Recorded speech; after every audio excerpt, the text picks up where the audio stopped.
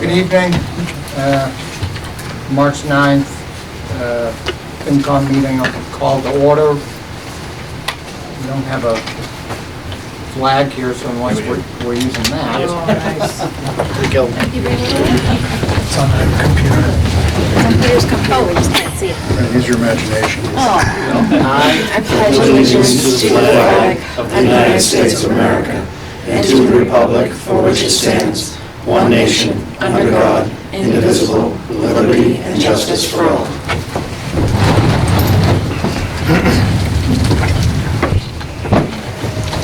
We have a nice packed agenda, so I'm just going to throw it to Mike. Okay. The first thing, I gave you estimated operating revenue and expenditure sheet. The only thing that changed since the last time is we did receive the number from Southeastern Regional Voc, and it's $1,447,135. And they'll be coming to a future meeting, and they said they have 10 more students this year than they did last year. So they'll be at a future meeting to talk about that with you. The first budget that we have tonight is Council on Aging. And Beth Rossi, the COA director, has been doing a great job. I'm sure she can tell you about some of the programs that she's been running, but I'll go over the budget while she comes up. The budget has salary for the director and a part-time clerical position now. And also longevity is in the salary line item. Expenses have not gone up that much. The only increase that you'll see is going from $2,400 to $3,000 in repair maintenance of equipment.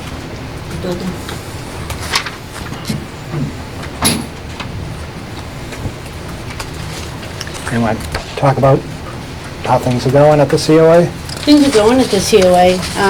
We're really active. We have all sorts of programs running throughout the day. We keep a balance of physical fitness programs, educational programs, and social event to keep our residents healthy, active in the community. So I did bring some of my newsletters and some of our flyers if you guys want to see all the scope we do.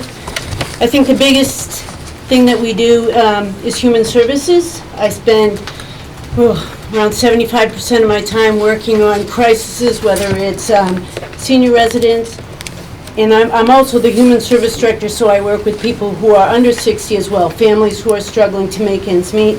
They come to me for food stamps, for fuel assistance, and things like that. So whenever there's a crisis in town or somebody's hurting, they usually end up at my door.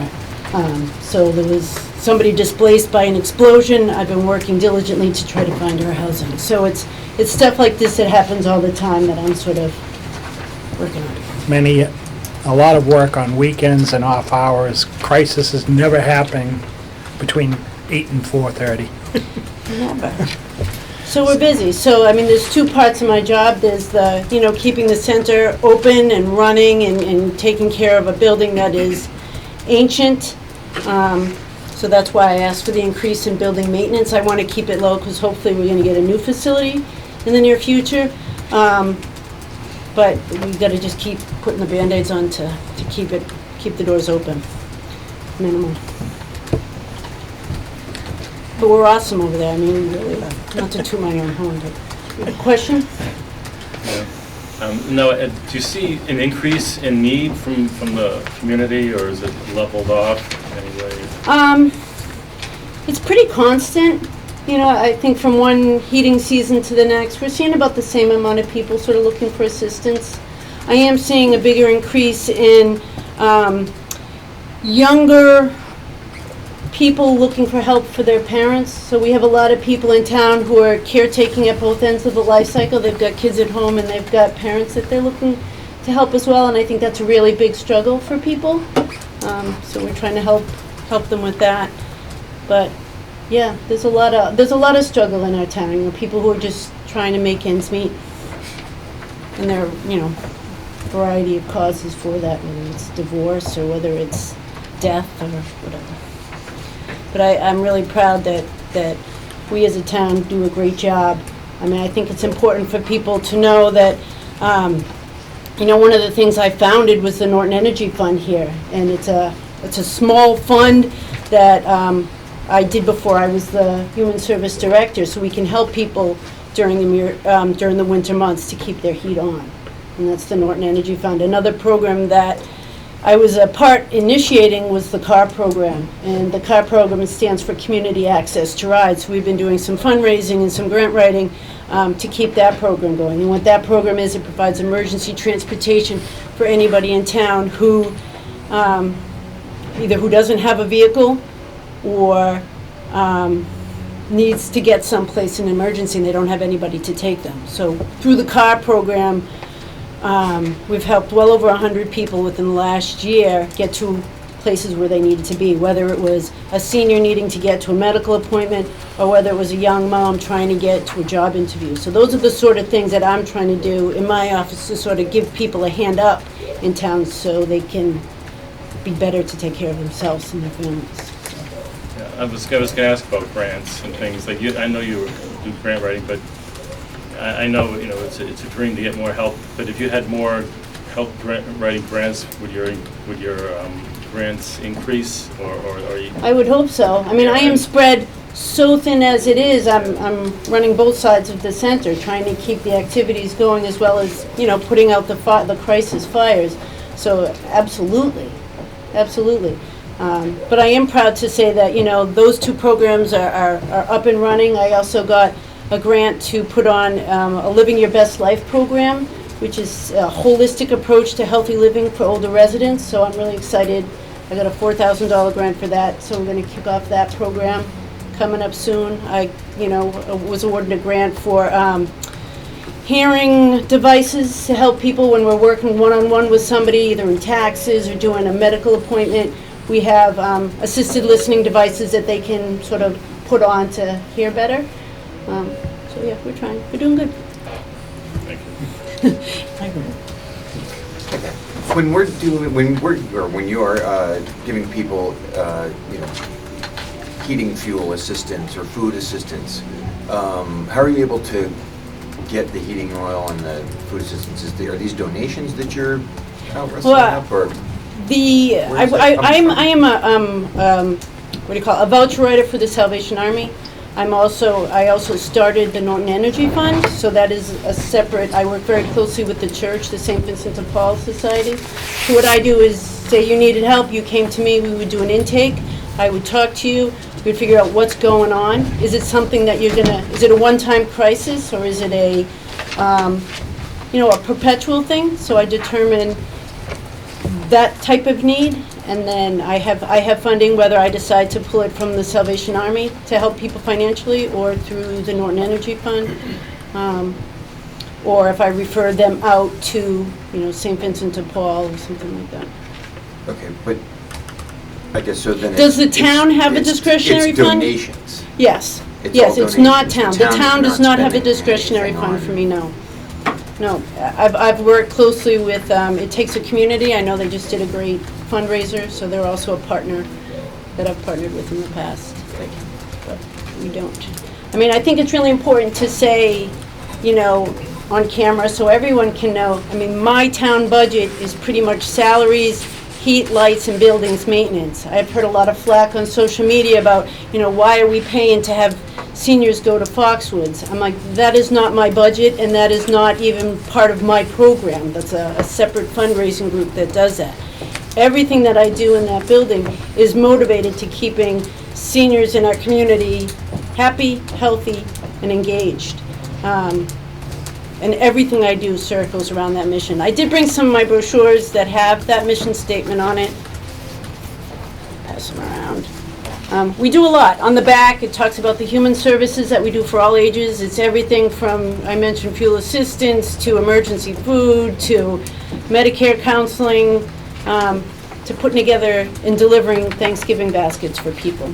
So for such a small operation, we do a lot, and I think it's really important that the staff that I work with, Kathy Barnum is the outreach worker.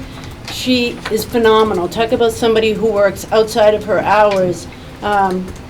She's the one that goes into the homes, and she helps the people who can't get out. So I'll meet with people in my office, she'll go meet with the homebound, and whether it's bringing them something to eat or medical supplies, she's there. She will do a SNAP application or a Medicare application right in somebody's bedroom, and she does that.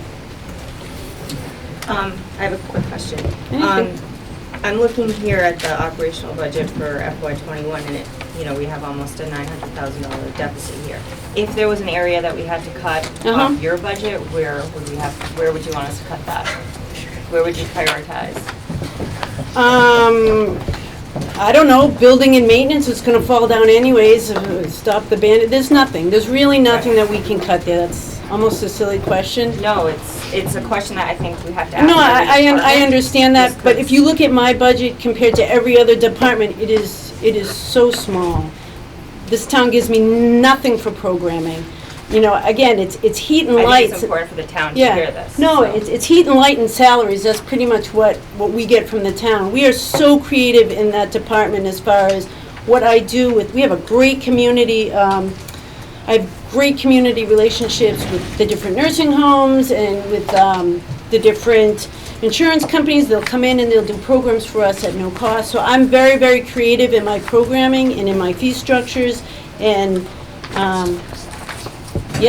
there's really nothing. Yeah, because I'm not. I'm not. I mean, really seeing anything we had an but- issue, say it on camera, we had some mice, and I didn't have the money in my budget, that had to come out of town building, so that's, Scary. when they run under your desk, it's horrible, No, literally. I was just looking at last year's notes. Yeah, And you average 50 to 60 daily visits. it's actually higher than that, yep. Okay. It looks like you certified, 5 years ago, you had about 3,600 seniors as a town membership. Right, we have over 4,000 Oh, we have now. over 4,000 today. Yep. Last year. Yeah, and that's projected to continue to grow. Yeah. I think, what do they say, I forget what the percentage is per year, but the senior population is expected to continue to grow into 2050. So that's why we can't be where we are anymore. We don't have the parking, we could be doing so much more if we had more room. Right now, I'm running one program at a time, and if there's two, like this month, it's taxes, the back room isn't there, so we have to tell people to go over and sit in Honeydew and wait and come back in an hour when we have a table for you to sit on. We have a St. Patrick's Day party coming up on Friday, and I had to limit the number of people to come to 40 because we don't have the space for them. That's wrong. We have a lot of people who look forward to that and whose only socialization is coming to the center and to our events. And when you have to limit the taxpayers who can use the services that the town is providing, it's wrong. Sir? Just another point, if you put it in perspective, we're spending $25 a year on our seniors. $25 a year. Not even. Per senior. And I'm rounding up. That's less than that. It's less than that. No. Should I? I think it's important for people to know, we do get a formula grant from the state, as Mike just reminded me. We get about $35,000 for educational programming. So we are supported by the Executive Office of Elders Affairs. We do have a formula grant that I do write every year for that. Do you ever find yourself unable to meet anyone's need due to lack of available resources? Anybody ever come to you in need of food or in need of heat or in need of any kind of help that you're just unable to provide because you don't have it? Yeah, I think that happens, yes. There are some people who are in chronic stages of struggle where, I had one today, where you help them and then a few months later they're in the hole again. We can't afford to be, paying somebody's electric bill all winter long, but we're hoping to help people get a hand up and move towards self-sufficiency. So yeah, there are times where I have to say a hard no, and it's hard. It's hard to say no.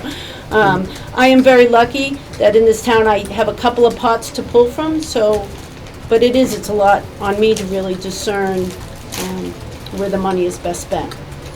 But I can, if somebody is in need for a reason that I discern is good, you know, we can help with maybe Salvation Army and the Energy Fund.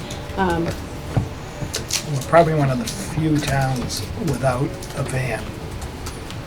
Yeah, transportation is the big, I talked about, a little bit about the car program, but transportation in this town is a nightmare, especially for families living up at Jacobs Way or people who are living in the Glen.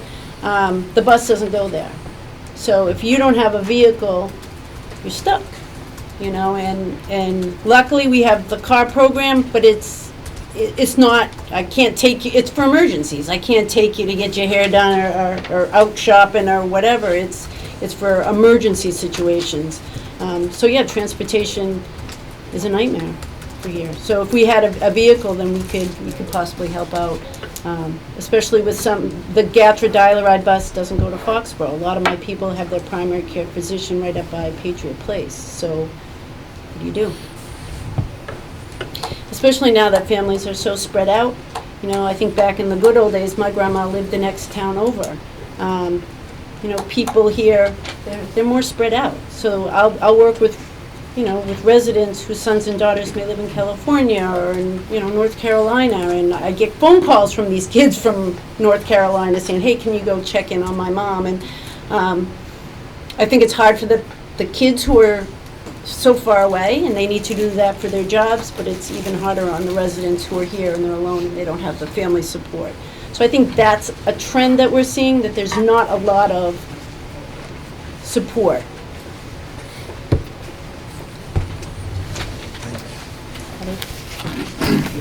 I have copies of my newsletter here too. You can take a look at this and see. I mean, it's amazing. It's like a 16-page newsletter of everything that we do and provide.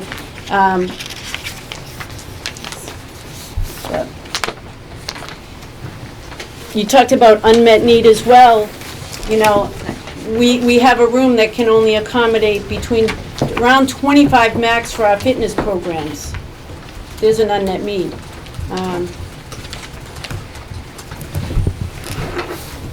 Any other questions? No? Thank you. You're welcome. Next is veterans. So Estelle's budget, the positions are Estelle and a part-time clerical position. And on the expense side, very small charges and expenditures, $4,050, and then the veterans benefits, $230,000. Estelle's carrying the same numbers last year. It's always trying to figure out what she's gonna be paying out in benefits. We have to, if there wasn't enough, we'd have to add more money. But Estelle has been pretty close over the last couple of years and funding, her estimate of funding. So the recommendation is to continue that at $230,000. And the entire budget is $316,983. And Estelle also, like Beth, does a great job and is called upon after hours quite often to help someone out that has needs. You didn't tell them the best part, though. Go ahead, tell them. Of the $230,000, should it be spent to the penny, we get 75% of that back. So it's important to make sure documentation and all of the reimbursements that I do are well documented, so the money comes back to the town. And we've never had a question from the state. Estelle follows up all the time. The paperwork is perfect, and we've never had an issue. Like, is that one of those numbers that goes into our free cash? What's that, if it's not spent? The No, what, reimbursement. the reimbursement? Yes, if it's Okay. not spent, yeah. Hence why our free cash is So always up there. it's not reflected in the budget. Right, 70% of this comes back to us in the free Right. cash. But it is hard to project. I had pointed out, I think it was in October, I had benefits that month of over $19,000. And if we had sustained that, you know, that would exceed the 230. That 230,000, for some reason, it's a magic number. It just seems to Second part. work well, yeah. I add clients on, clients fall off for one reason or another, they move, nursing home, a variety of reasons, but that number has been solid. So I noticed that the part-time dropped from 26 to 16. Is that The what did? the part-time wages? Wages. Yeah. Yes, we'll have a personnel change this year in the Veterans Department.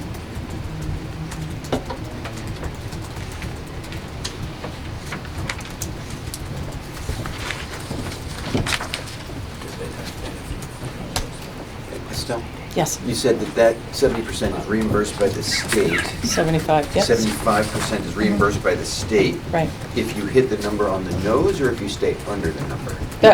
The 230 has nothing to do with it. That just happens to work for the town of Norton. They, regardless of the dollar amount, they'll reimburse 75%. Okay. And that 75% doesn't, it's on the cherry sheet. If you look on the cherry sheet, you'll see that it's not free cash.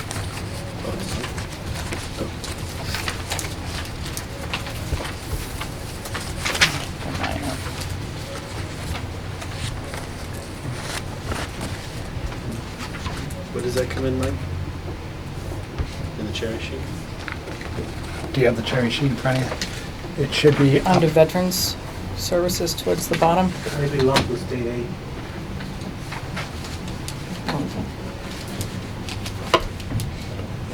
You seeing it? Second page, No. maybe?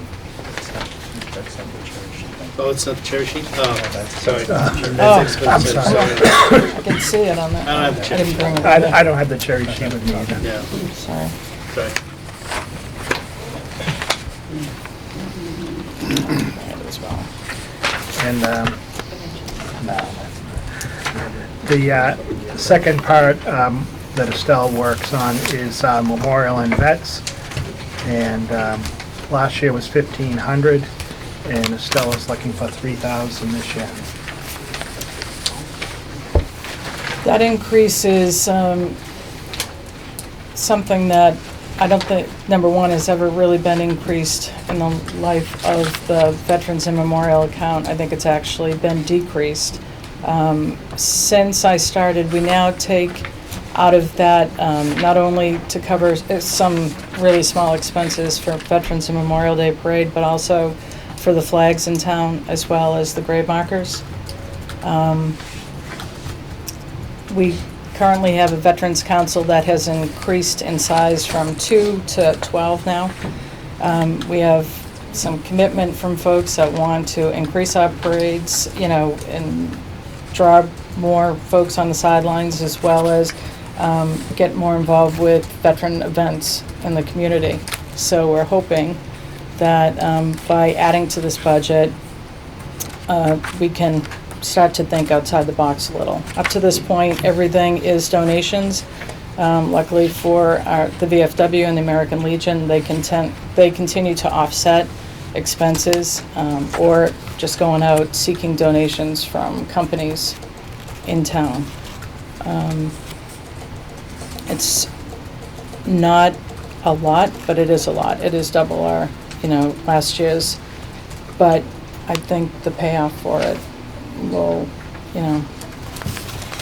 for our veterans, I think it's worth it. I don't think we've asked for it in the past, and I'd like to be able to see some of these events increase. And if it's a little bit more that we could put to a parade, get more folks out on the sideline, maybe they'll come back for other events other than just parades, and help support and recognize our veterans in town. Like me. How many veterans do we have? We are just under 1,000, and that's before the new census. Yes. Make a comment that East Across America was very impressive event. And It was. really showed the town well. Yes, I think it was great. We spent quite a bit of time on that. Pat Tarantino kind of took the head on that as well, but Veterans Department and many other folks in the community came through.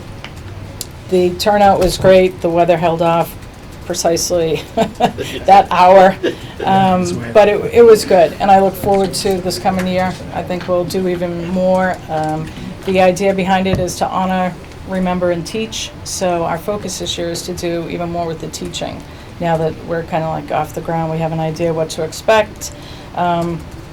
We have, at the end of the year, in January, they had another promotional thing to buy one, get one free.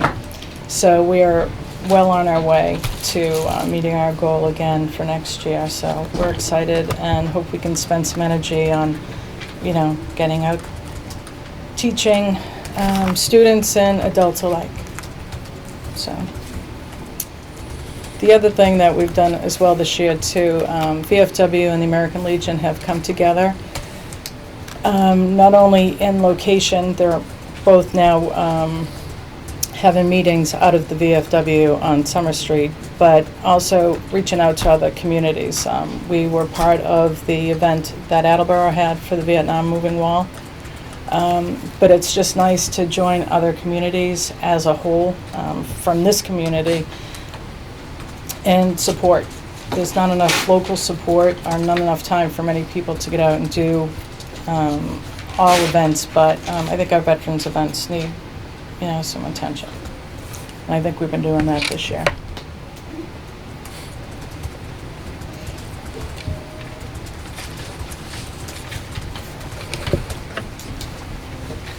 Good?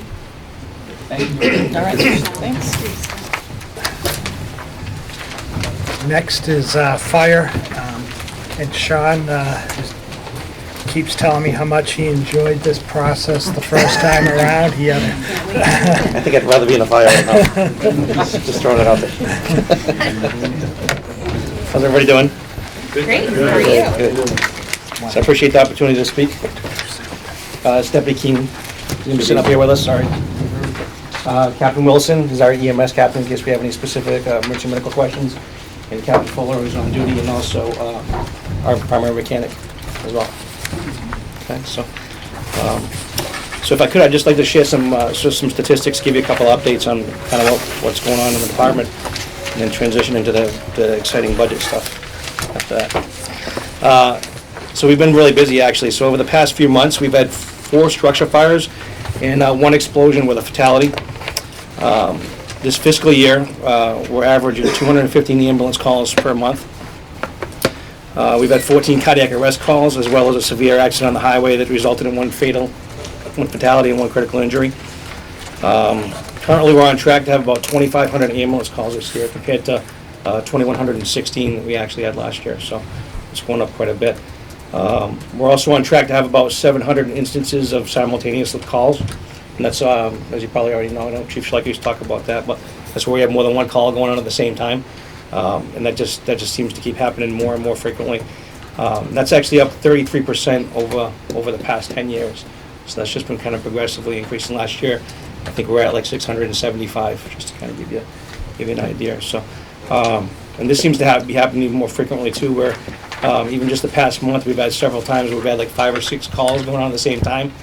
And literally, people are just scattering, trying to answer calls. You have myself, the captain, the deputy going on calls by ourselves, on medical calls, while we're waiting for like mutual aid ambulances to come and that sort of thing, just so we can get people a little bit of help until they get there. So it just seems to be happening more frequently, and it's kind of is what it is. So this fiscal year, excuse me, we started the year down 5 positions, just to start the fiscal year off. Currently, we're actually down 4 positions right now.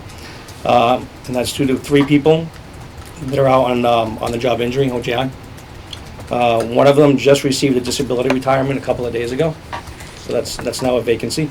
One of the members is in the disability retirement process. As you may or may not know, I'm not sure, but that process takes about a year to go through.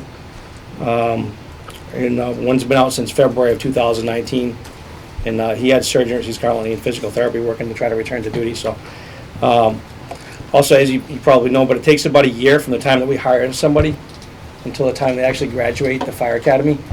And if you piggyback that onto an injury, you're almost looking at like 2 years from that time, the time you initiate that injury retirement, to the time we can actually have that person count as manpower. So, so kind of with that in mind, in January, I tried to hire for one of our open positions and proactively hire for the 2 disability retirements that were in process, knowing that they were coming up.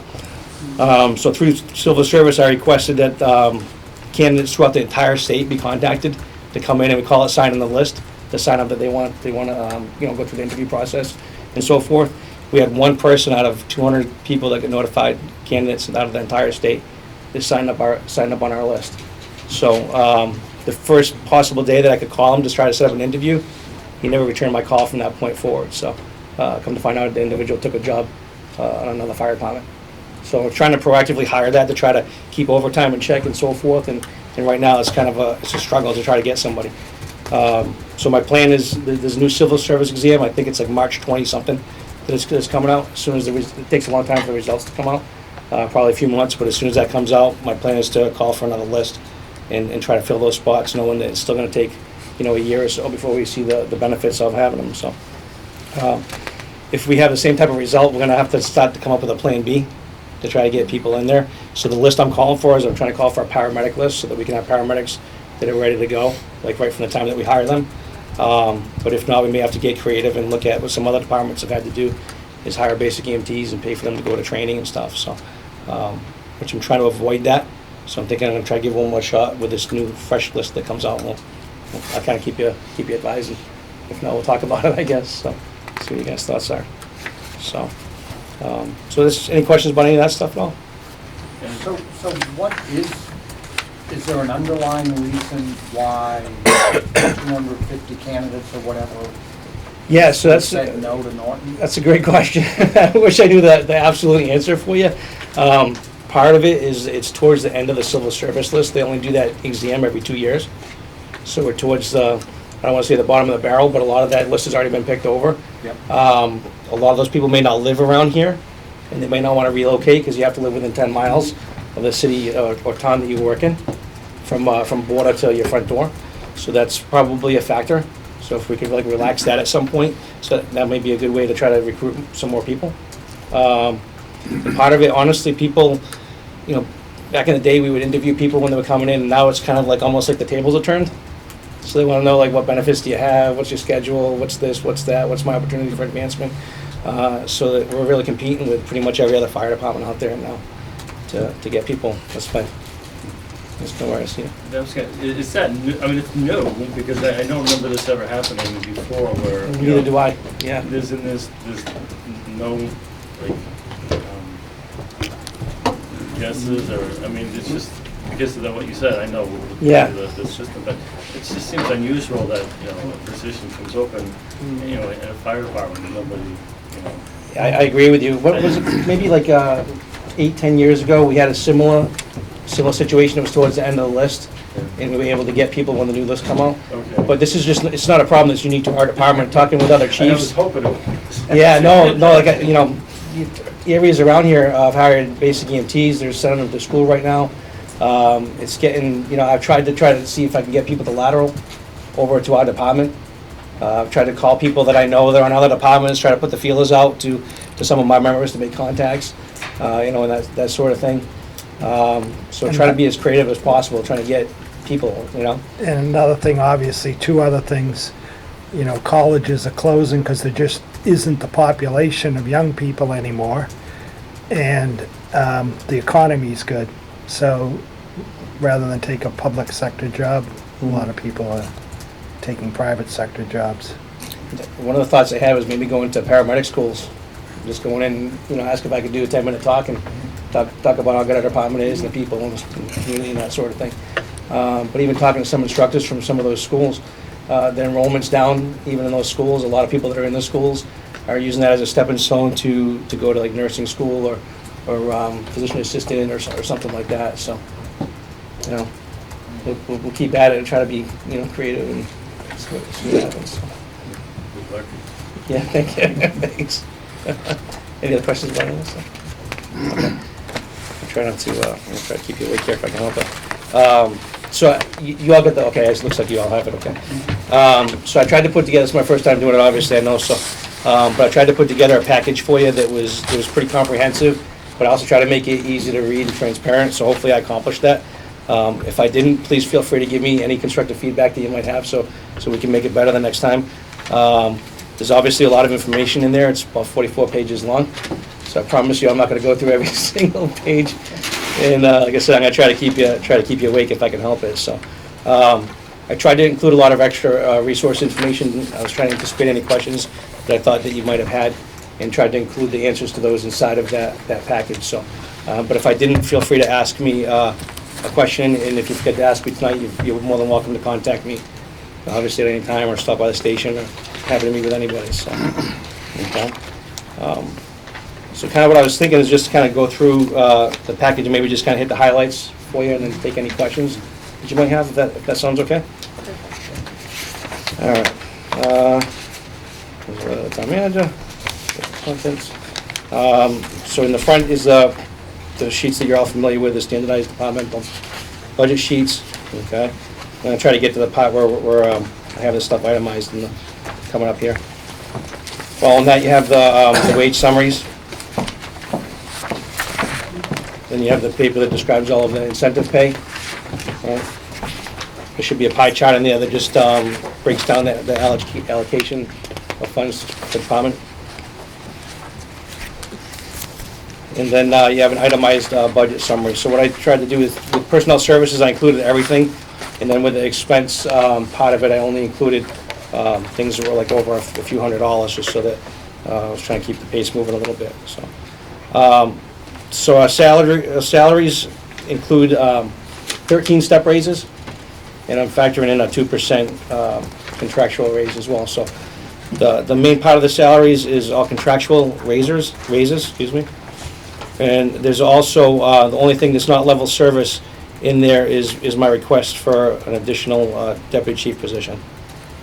So Chief Schleicher, I don't know if you remember from last year, he talked to all of you about that. He requested that his position remain in the budget even after he left, to fund the vacancy that would be created by having a deputy chief's position.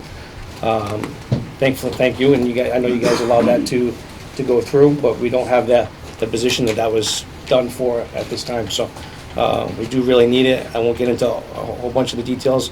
There's a 3-page document in here that outlines all of the reasons and benefits, I think, of the position, but I actually believe the position could be a cost benefit to the town as opposed to just an expense.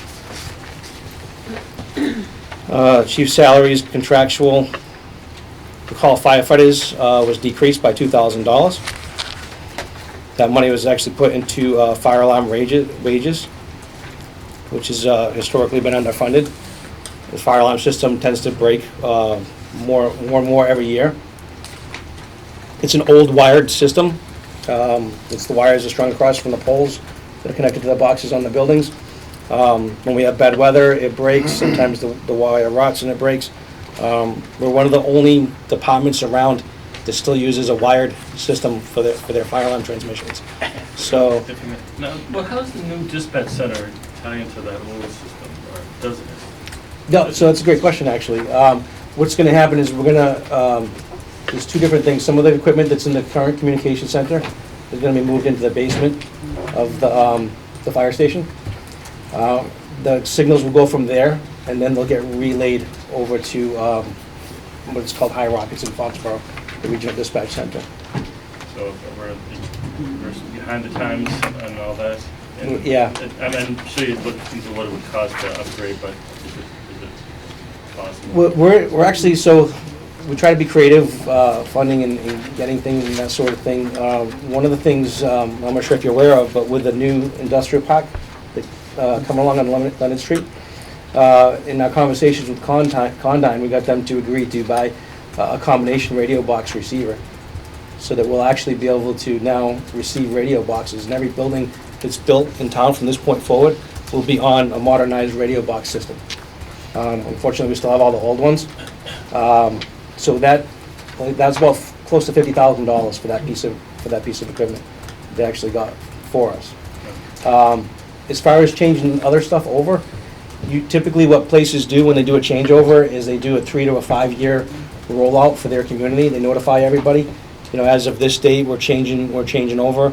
This is the specifications for the equipment that we're going to use, and it's usually the burden's upon the business owner to purchase the equipment, but you give them some notice and some time to make adjustments for that. So if we do, I've talked to the company that makes those boxes, see if they would give a discount if we bought a whole bunch of them at one time, and maybe have an incentive, people do it within a year or two, if they can knock 20% off or something like that, and they actually seemed amenable to that, so I think that would lessen the burden for our business owners if we could work that into the plan.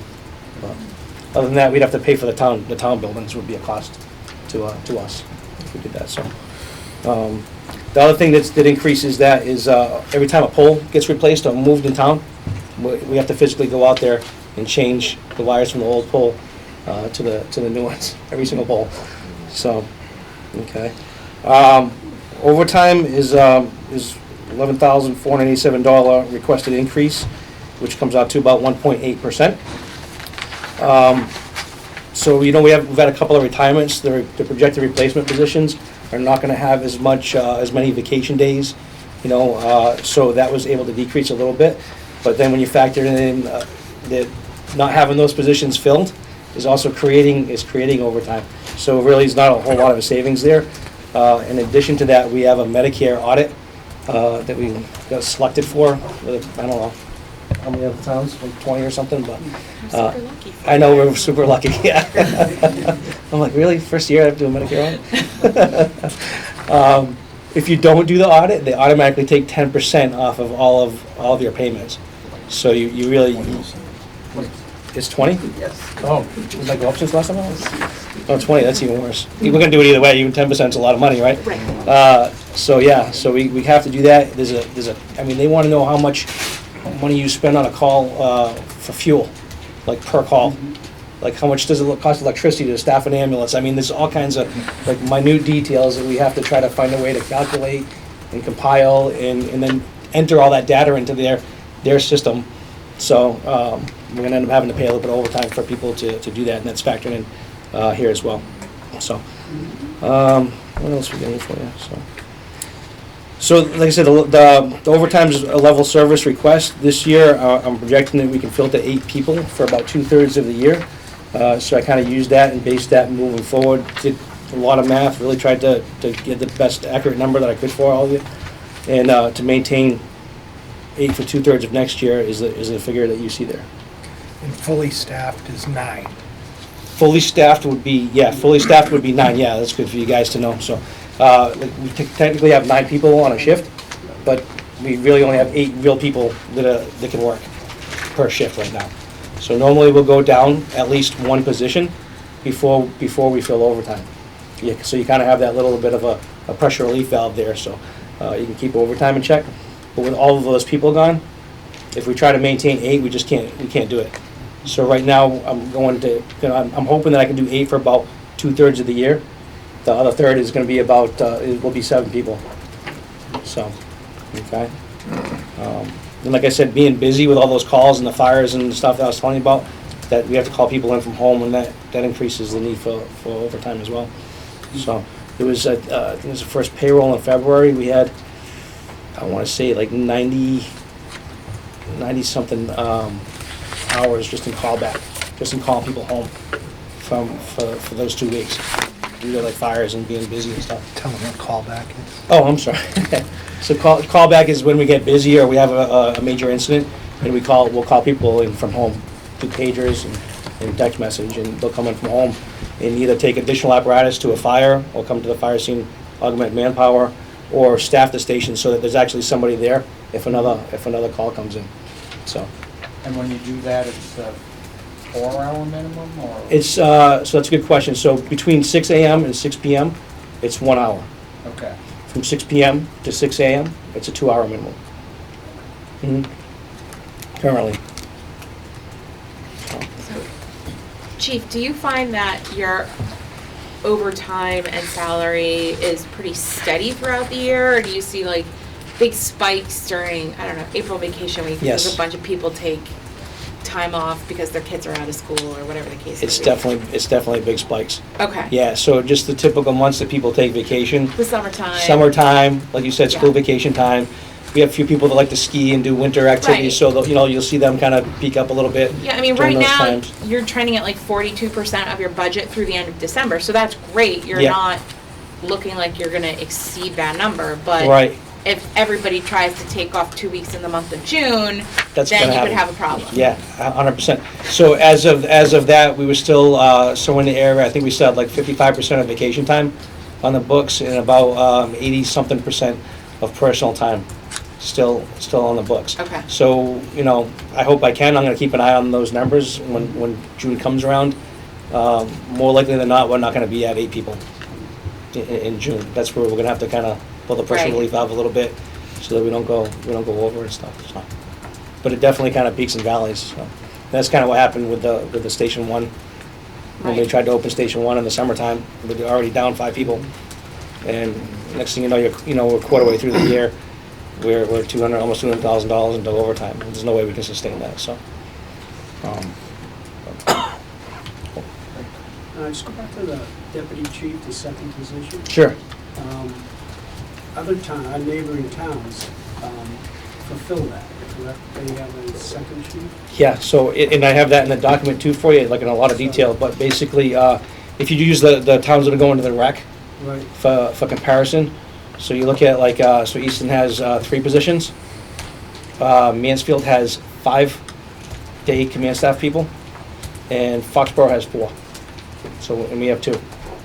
Every town that I looked at, like within 50 miles, that I could try to get the information, because you can't get it for everybody, just about, I'd say like 90% or so, to be fair, all had at least 3 people for departments that were comparable to us, even ones that were smaller. So, Is the permitting going up quite a bit in town? the cost or the frequency? Frequency. I would say yes, yeah, especially with a lot of the new construction really has a big impact on us from a fire prevention standpoint. So as, like, the deputy chief can speak to it, but, and as you know, we start in the pre-construction meetings, the plan review process. We're out there meeting with them, several inspections. I couldn't even tell you, take a place like Alnylam, like how many hours that we all have invested for that. And I think if we can get that position, that's another thing that we probably need to look at, is our permitting fees and inspection fees and all that kind of stuff too. So right now we get $50 to do a plan review. So you take a place like Alnylam, we get $50 to do a plan review. Spend hundreds of hours. Hundreds. In hundreds, yeah, probably close to even 1,000, I wouldn't be surprised, but definitely hundreds, yeah. So that really keeps us busy. And when you're that busy, you don't have time to work on anything else. So can we change that? Do we have the ability to make it like an Yeah. hourly? Yep, Yeah, we should do that. we should, I agree with you. Definitely. That's one of the things that I would like that person to work on in that position, is adjusting that fee schedule. So I think, like I was saying to you, I think that having somebody in that position will actually save, we can almost offset the cost by doing some stuff like that. And I think we could also save some money with having somebody in that position due to things like, being compliant with OSHA, having an injury prevention program, which, as you know, you heard me talk about how many injuries we have going on right now. If we hired man for all those injuries, it's over $300,000 just for 1 year. It'd be like $312,000 or something like that, so. Would this position, you do grant writing as Yep. well? Yep, and that's one of the other big things, so that's another generating policies and procedures to reduce liability and injuries as well. One thing happens and that's gonna cost a lot of money, so if we can prevent that, that's the way we should be going. We're really behind on our policies and procedures. Some are over 20 years old, trying to rewrite them now. But, I start on them, but kind of gets pushed aside. Our rules and regulations are 30 years old. Yeah, they were done on a typewriter. Does that get audited at all? Or Nope. By the state? Not right now, but now that we're supposed to be compliant with OSHA, OSHA, I remember. they will, at Chief some point, Rogers- they will come in and do an audit of us. If we're not compliant, we'll get a written warning, and then if we don't comply, we'll get a fine. But first and foremost, we never want anybody to get hurt, like, that's all, I know you all agree, like, that's our primary concern, right? But if somebody does get hurt, and we didn't do the training, we didn't have the policies in place that we were supposed to, now we're negligent as well. Not only did they get hurt, but we're negligent. So that'd be a huge expense to us as a town. And the injuries cost money too, so the grants, like you mentioned, would be another big thing for that position. We have a lot of really big ticket items. Our SCBA's, the air packs that we wear, are towards the end of their life. We probably have a few years left, maybe, on those. I don't have the numbers on a new air pack, but it's somewhere in the area, probably like $8,000 one air pack. So it's probably about $400,000. And would this position become in-house filled, in-house? not Yes. yeah. Yes. The other thing with the position is currently we have an active deputies list. So what that means is, through civil service, it's kind of complicated how it all works. But through civil service, you have to have an established list before you can make a promotion. And we do actually have a deputies list that still has somebody on there right now. If that list will expire before the end of the next fiscal year, and then we'll have to pay to have another test done. It's about $7,000 probably to establish another list. In other words, if we decide next year or 2 years from now to do this, that's going to be another $7,000 to $8,000 that we'll have to spend in addition, as well as not getting the stuff done that we all just talked about. So I know it's some decent amount of money, but I think it's an important thing too. So see where I left off. So I just put the figure in there. If we were to hire man for man, my best estimate was it would require an additional $81,000. If we were to keep Chartley open, to open Chartley again, it would be about an additional $104,000, which includes man for man and also paying for a supervisor to be down there. So I put a whole bunch of information on overtime and staffing and national standards and formulas and all that kind of stuff. If you're bored tonight and you want to look through there and dig through it, again, if you have any questions anytime, just give me a call. The only thing, just before I move on from overtime, the only thing I just, as far as the Station 1 open and the other number, I just think it's important to know that's kind of as of today.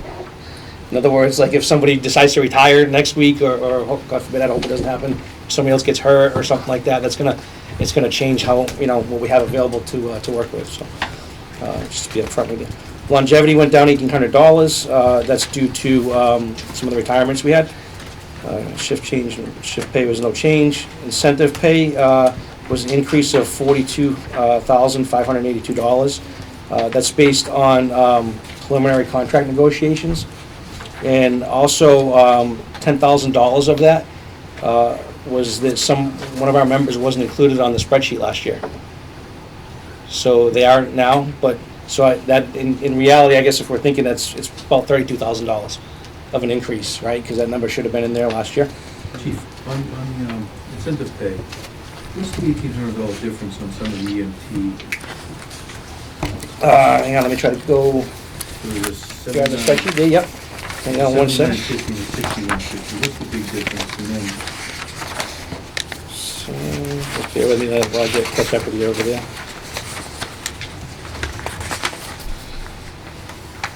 So you're talking the difference between the 79 and the 61?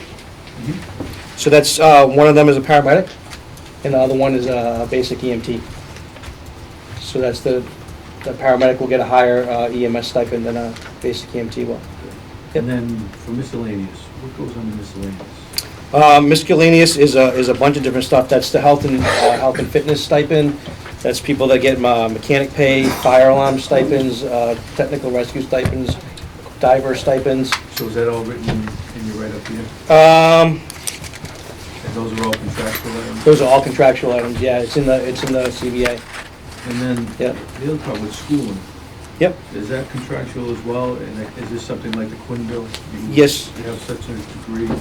yes, it's contractual, no, it's not the Quinn bill. No, I know it's not the Quinn bill. Oh, but yeah, similar okay. to- What's that, I'm sorry? Similar to, you have a certain level of education. Correct, yeah, it's all itemized in the CBA of if you have a bachelor's degree, it's this much, if an associate's is this much, a master's degree is this much.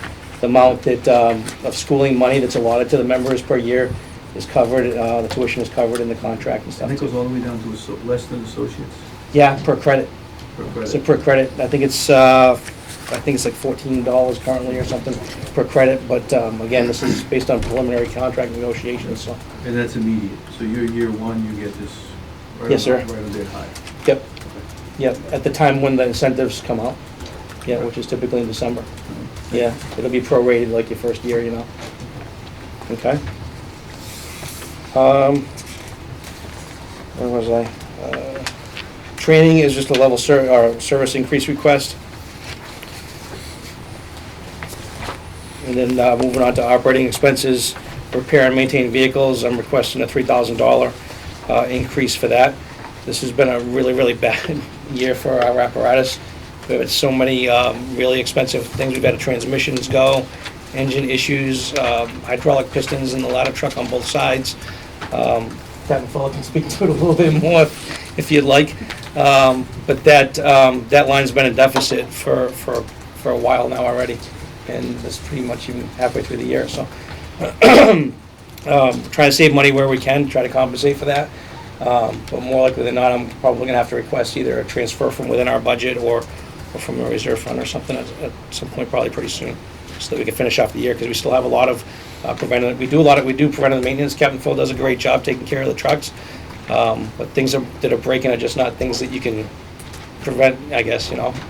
So we have all of our, pump and chassis service coming up, and ladder testing and all that stuff that's still coming up, I think in May. So seminars and conferences, I'm requesting $2,000 increase. And that hasn't gone up in over 6 years. And it directly benefits all of our members. Basically, it's them getting classes that they can't normally get, like at the Fire Academy, going to subject matter experts and that sort of thing. So not only for our current leaders, but also for the future leaders in the department too. I think it's really important to try to bring people up and start getting people into those positions in that thought process before the day that they get promoted. So. Uniforms and clothing allowance is just the contractual increase for that. Educational assistance is projected contractual increase for that. I basically took the amount of people that right now they currently get $8,000. I divided that by 3.2, and then applied that to what they're possibly going to get coming forward. Chief, on the educational Yes, sir. assistance, is it any degree, any education they want to take, or does it have to be fire related? It has to be fire or EMS related. And it's day one as well, or is there X number of years before you qualify? No, day one they qualify for that. Yeah. And it is prorated. Yeah, and it does have to be related to our field. Yeah. So additional equipment, I'm just requesting $1,000 increase in that, just to cover increase in cost, inflation. Also, I just put down here, if Station 1 was open, that would be the additional amount of expense money that we would need to maintain electricity and gas and supplies and so forth there. So, okay. Almost done, I promise. On Charlie, what condition is the building in? I mean, if you had the money, could you open it next week? Or? Yep, the building's actually not in too bad a condition. The siding's starting to get a little weathered and stuff, so it needs a little bit of work over there, but as far as inside goes, it's not in bad shape. There's certainly areas in the building that could use a facelift, and some paint, and some new ceiling tiles, and some new light fixtures, and that sort of thing. But the station's capable of being operated right now. Yep. Did have Mass Save, again, trying to save money. I had Mass Save go out there and met with them. I was trying to see, because our electric bill was crazy when like our electric bill, we already running the deficit electric bill since January, right? So halfway through the year. So I tried to get Mass Save to go up there, try to see if we get new windows or whatever we can really get. But we tried. We ended up with a new area for the faucet and like some caulking. At least we tried. You know? Gee, I could have done that. Were the repairs made to that station, I think it was bathroom and the kitchen, were those things done? I think a couple years ago we gave you a certain amount of money Yes. for those. Has that money been spent? Yes, it has been spent. Okay. Yep, and just like you said, that was refurbishment of the bathroom Yep. and the kitchen upstairs. So there's a new floor, the second floor kitchen area. Yep. Got a new floor. There's new cabinets in there, a new sink. Okay. And that's it. There's only one area, to answer your question, there's an area of the ceiling where we had a water leak that has to be replaced before we start putting people up there again. But that's probably like $200 fix. We can do it on the weekend or something. I recall reading an article back in the fall that Weymouth received a $500,000 grant from FEMA. Mhm. It's called the Safety Grant. Safer grant? Safer, sorry. Staffing for adequate fire and emergency response. Have we ever applied Nope. for that grant? No, I think it'd be a Could great that be idea. something that possibly this new position could look into? Because they used it to opening fire station. Yeah. The second fire station. So, The concern with the SAFER grant that a lot of communities have had is you get the money, the funding for 1 year, so you have to be committed to continue after that. Oh, okay. yeah, so it may have changed a little bit, but yeah, you have to, like Tom just said, you have to be committed to sustaining that. I know in Long Fall, term. Fall River, Yeah. one time they got the grant, they hired a lot of firefighters, and then the second year they laid them all They had to off lay them all off they didn't because, have the money. yeah, to they free didn't have trial. a future. Yeah. So right now, the SAFER grant is 70, 70, and 30.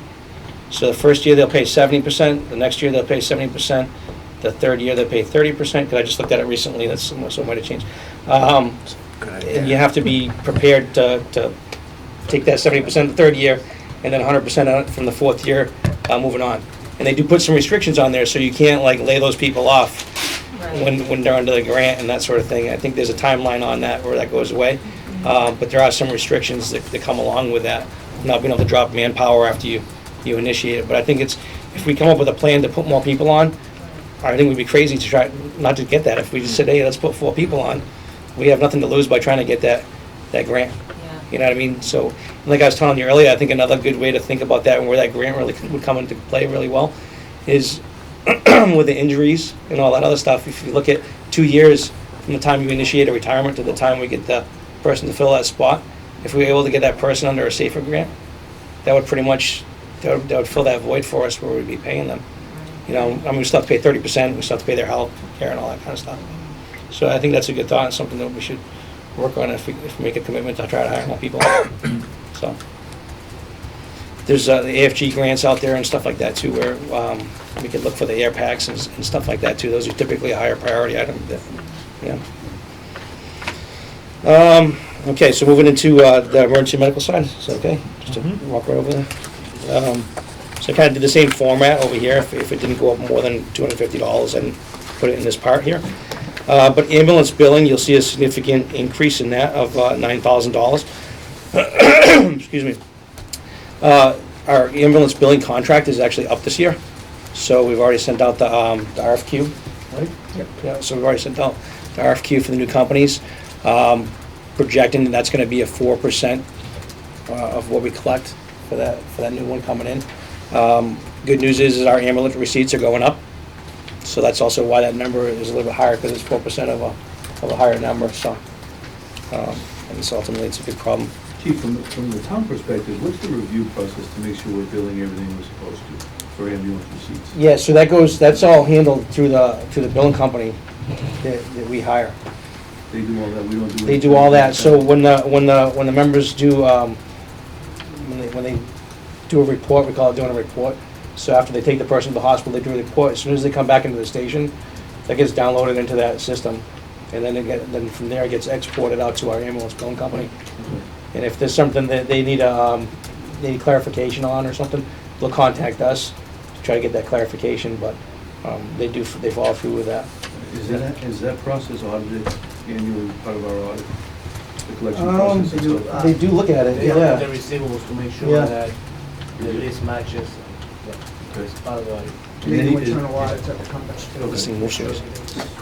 Medicare audits and so forth for the company itself. Okay. And is any portion of our billing been uncollectible?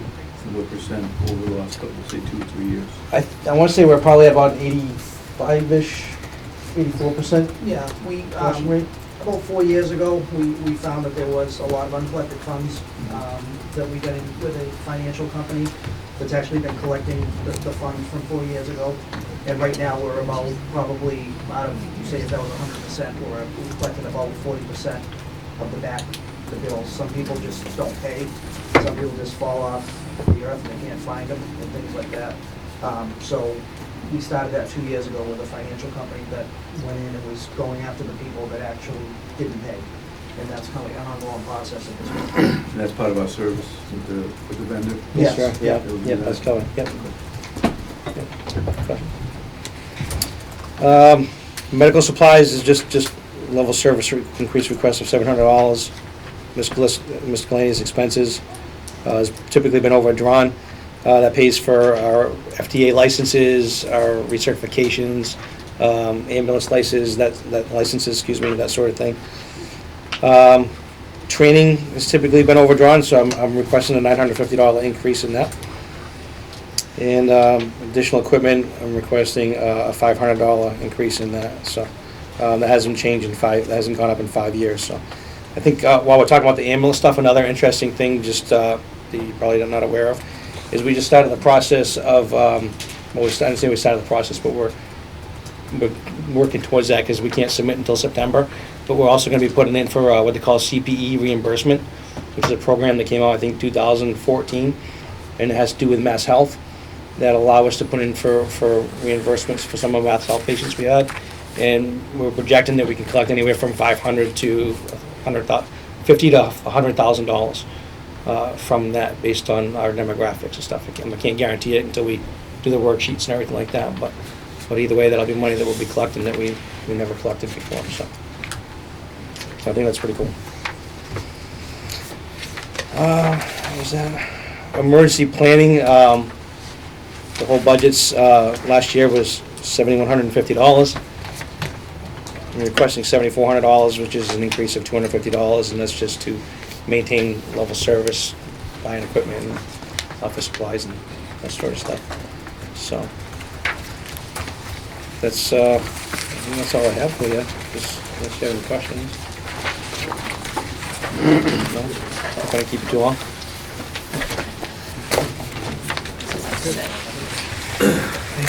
Thank you for your time. Thank you very much. Have a great night. I don't know if you're any shorter than Chief Sliker, I can tell you that. What's that? I don't know if you're any shorter than Chief Sliker.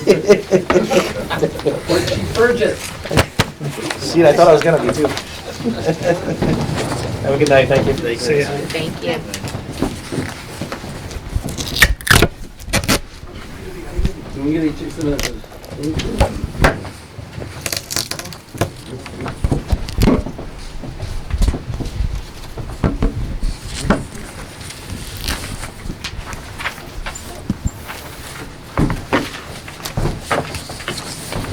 The next budget is selectmen, and the selectmen salary account for personnel services, and the expense account is the same as last year, no increases.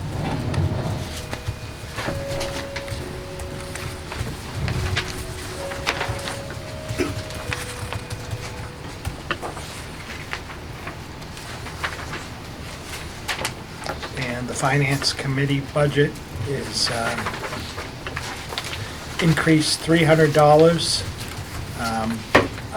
The clerical services line item, it was overspent in 2019, because you're having more meetings than in the past, so I increased that by $300.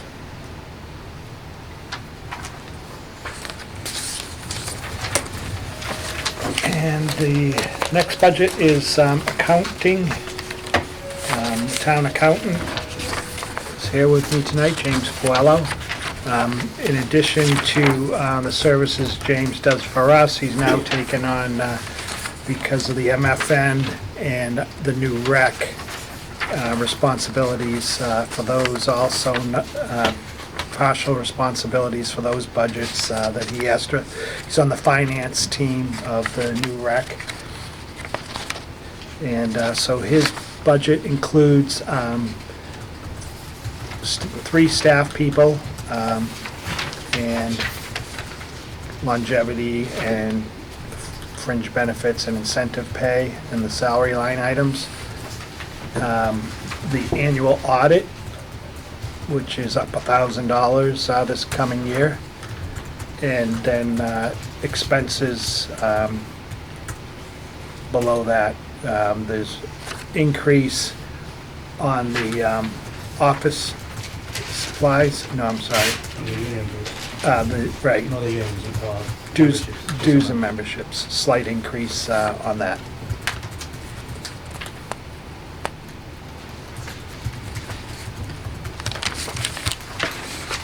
What's incentive pay? Incentive pay is,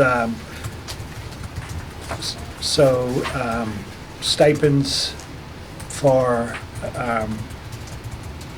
for What's it, maintaining my 401? certification Vacation. as a certified governmental accountant.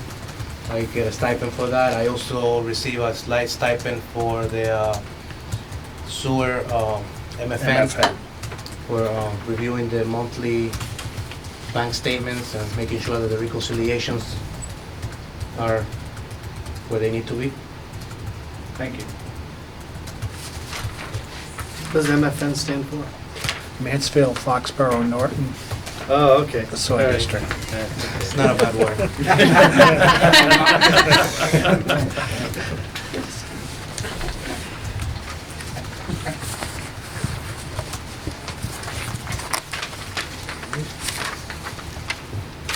Any questions? All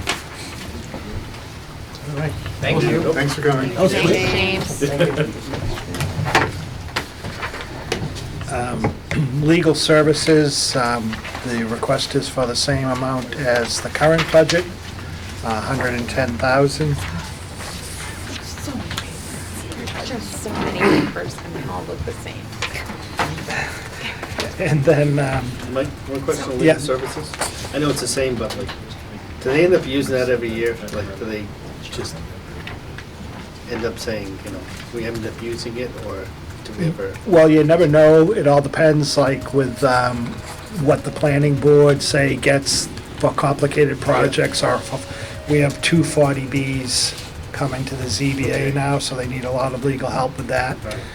We're doing negotiations now, we get asked legal for assistance in some of that, but you don't know, because you don't know what's gonna come up.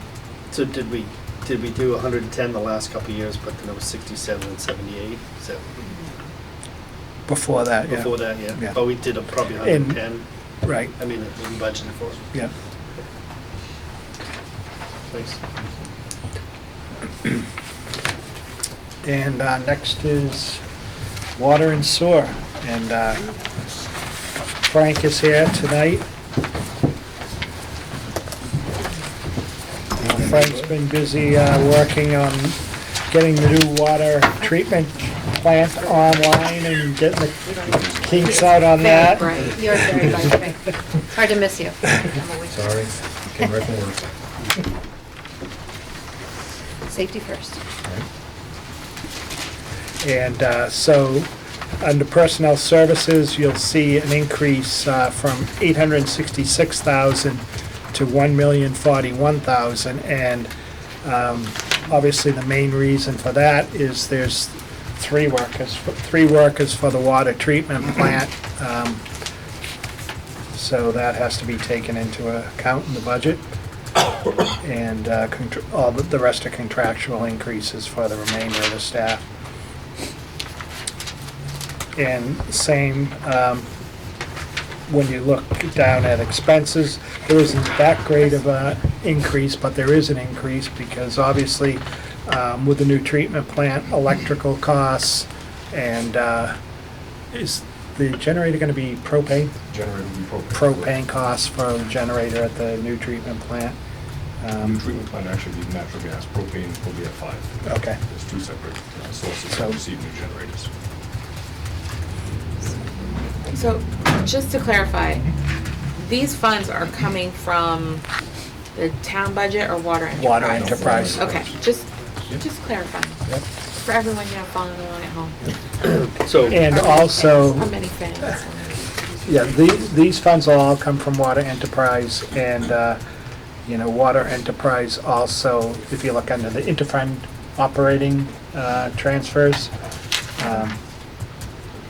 so the town budget gets money from the water department for a percentage of the work that the town does for the water and sewer department. So the treasurer collector, the town accountant, myself, direct costs for any benefits like health insurance, life insurance, retirement, all gets paid out of this budget.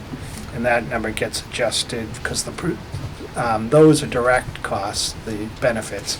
But like my salary and expenses and the treasurer collector, the accountant, those are all a percentage. So whatever this budget is as a percent of the entire town budget, those numbers get adjusted accordingly. So it all, the final number doesn't come out until we have a final budget, obviously, on the interfund transfers. So that includes, so that 400,000 is the water sewer giving to the town. Mm-hmm. And where's the line item that the town must pay for water and sewage? Do we pay for water We and do, sewage? yeah. There must be a line item there somewhere, right? That would be in a revenue line item, not, this is. No, it wouldn't be in no. theirs to say that they put It would be money in. just like anybody else. Okay. We get a bill just like everybody Okay. else. And where is that is that somewhere in our budget? Is that like municipal building or something like Yeah. that? Oh, okay, all right, So Mike, are those positions or line items identified at the beginning of the year for budget purposes, or you figure out who's gonna have some input into some supporting input into the water department or the sewer department when you're figuring out these transfers? So the positions are already figured. Already defined? Yes. Okay, so that's just a matter of what percentage, if that percentage adjusts accordingly each year? Right. There's a formal process for that? Yes. That's it, okay. Yep. Okay. And I have just one question on the fees themselves, the water fees themselves, the large increase this year. Justification, process to come up with that fee, and It actually went through a process of review with an independent company based on our retained earnings in previous years and the costs of the treatment plant and upcoming projects, also the additional staff that was going to be needed, and all the costs associated with the treatment plant. It showed within 2 years we would be in a deficit in our retained earnings. So the only way to offset that was to obviously do some type of rate increase, which hadn't been done in 5 years, which is kind of unheard of. Most towns would do it every 1 or 2, regardless of how large or small it is. And if we did not do that, we wouldn't have been able to fund the operation of the treatment plant and be self-sufficient. And with a enterprise account, you're supposed to have a certain amount in retained earnings for emergency purposes, and it's usually a percentage of your operating budget. So that's how the numbers were indicated of where we needed to raise and what the amount was going to be raised. And a lot of that retained earnings, in the capital plan, there's $800,000 to replace 2 wells that will come out of the water retained earnings. And also the work on 123 East Main Street. There's a water main on the street that when the sidewalks and road improvements are being done starting this spring, all the buildings along that section of East Main will be connected to the new water main. And was that $1 million? That was probably just under $1 million. I believe it was 800,000 and change. I think might have been the rough number for that. And that's part of the Mass DOT project. We have no choice but to go along with their actions because there's going to be a moratorium on the road once they're done with their final improvements, which is drainage and sidewalks and repaving. It did not make sense to avoid that situation and push it maybe 10 years down the road, where we have had some problems. There's actually 2 mains out there. One is much older than the other one is much smaller. So you're going to have everybody, any houses and any hydrants that are connected to the old system, like Mike said, will be tied over to the newer system, and we'll actually abandon that old main in place. And that'll allow Mass Highway some more active areas that they can relocate some of their drainage to. And, a little easier on them, better for us, and actually a pretty reasonable cost for the amount of work that's going to be done. So those fees that are gonna be recommitted to the sewer hookups, et cetera, was that part of the projected current revenue when we figured out these assumptions? The sewer rates actually have not changed.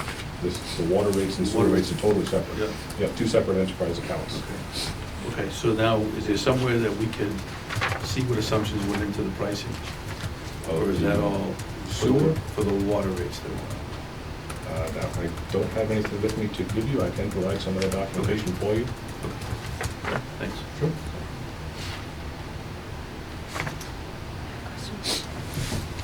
So when an amount is budgeted and then turned back, what happens to it? Because it doesn't go into free cash.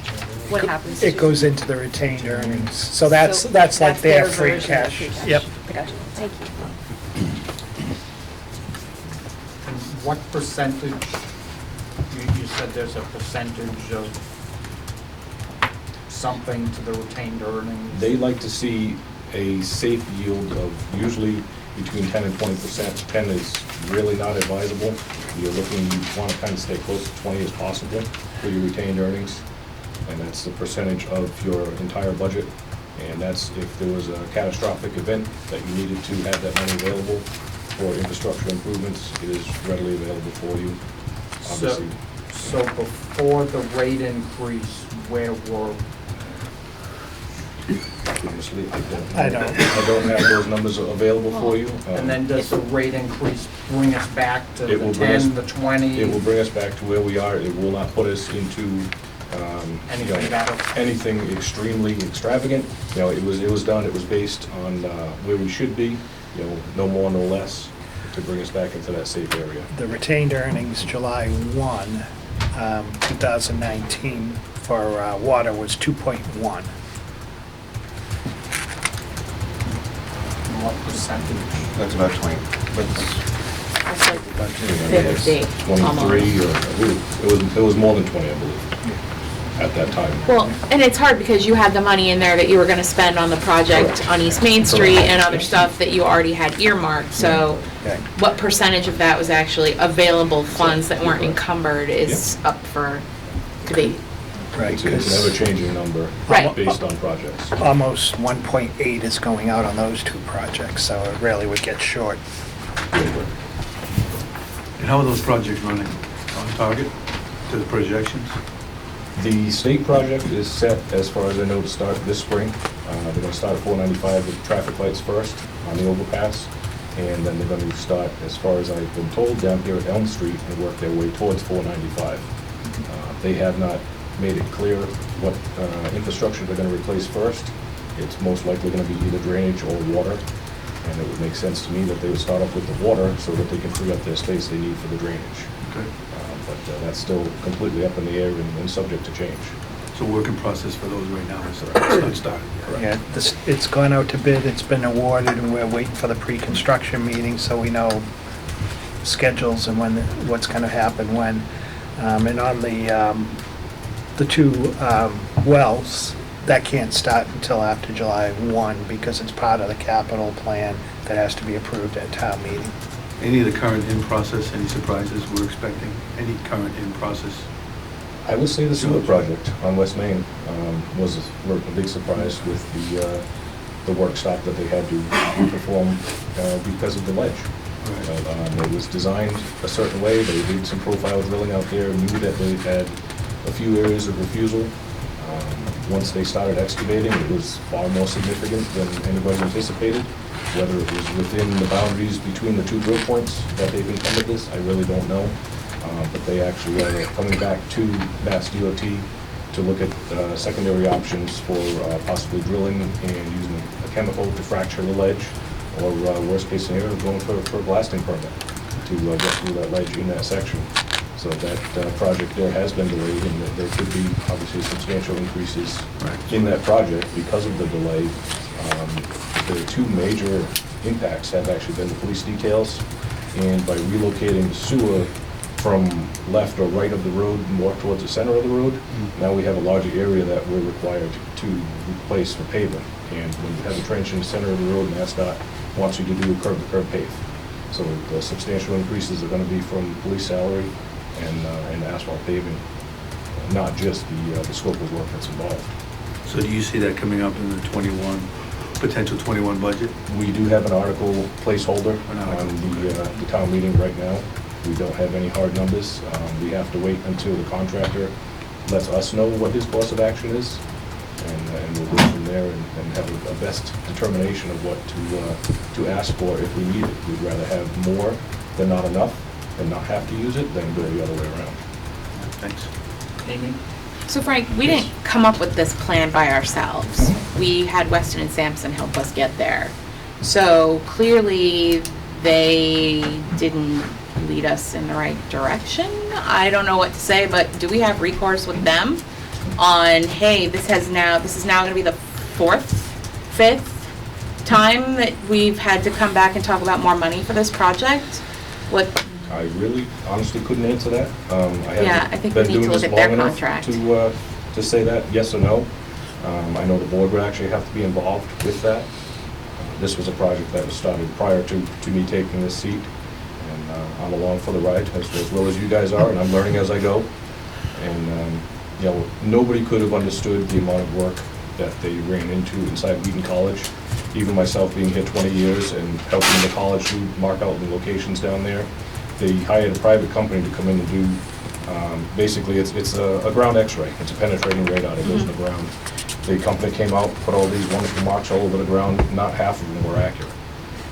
The ground penetrating radar is only as good as the results that you have basic idea. So if you know there's a pipe in the ground here and you run over it and you come across it, or you verify there's something there. But if it picks up a metallic rock, if it picks up an old piece of wire, it doesn't know any better. So the marker guy comes down, puts his mark there and says, you might not want to dig there. Well, when you have everything interlaced like this, you have no choice. You have to excavate through there because it's your only option. Right. You know, it adds to, you know, lengthy time delays because you're being very cautious going through there. And there were multiple times that different utilities had to be called to shut off either electrical power because there was no markings for it. And we were actually called out multiple times to shut off the water so it was safe for the people that work in those trenches, not knowing how well the infrastructure was put together back in the 50s and 60s. So there's delays down a linear project like that are unexpected. You know, some should be anticipated, but again, that's definitely not my area of expertise. So are these delays on the Wheaton side, or, I mean, what affected me going through center town, they were digging for a while, then they stopped. So I don't know, I figured it was for the winter time. They did have to stop based on the Mass DOT permit. They weren't allowed, even though we didn't really have a winter. Yeah. Mass DOT doesn't consider it that way. It Right. could snow the next day, and they don't want any excavations being done in the road. You follow their rules, or you don't October excavate. ends. Right. Okay. That's why you've seen the abrupt stop when it was. They've requested for amendments to the MassDOT permit to work some work during the days. MassDOT doesn't give them a realistic window. They give them a 3 or 4 hour window. You can't get a machine out there, start doing any type of work within that time frame, that it doesn't make it viable for them to bring anybody out for that short window. So we've requested multiple meetings with MassDOT. They have been extremely busy, and it's been problematic to try and get a whole sit down with everybody, with the contractor and MassDOT. The next course of action obviously is to prove to MassDOT that they can't work within that realm that they've been given, and then ask, you know, for forgiveness later. But we don't advise that. That's on the contractor to make that decision all of their own. So when is the contractor gonna come back to you and say, this is what we think we need to do? That's the $1 million question. We've given them a few handouts and said this might be the best course of action for you. Why don't you try this? We can't dictate to them to tell them what to do because they bid the job knowing what's involved based on their information that was out there. They have actively been working installing the wet well down at 120 West Main. So they are working off the road, but it's not moving the project along any further in the road. Hopefully it's not $1 million question. I'm sorry. Hopefully it's not $1 million answer. I really don't have a number. I really hope it's not. And we'll emphasize that we want everything done in April for the town meeting, so. That was my next question. We want everything done in April. We don't want to be getting numbers in May, so we'll emphasize to them that they better hurry up and get us a number.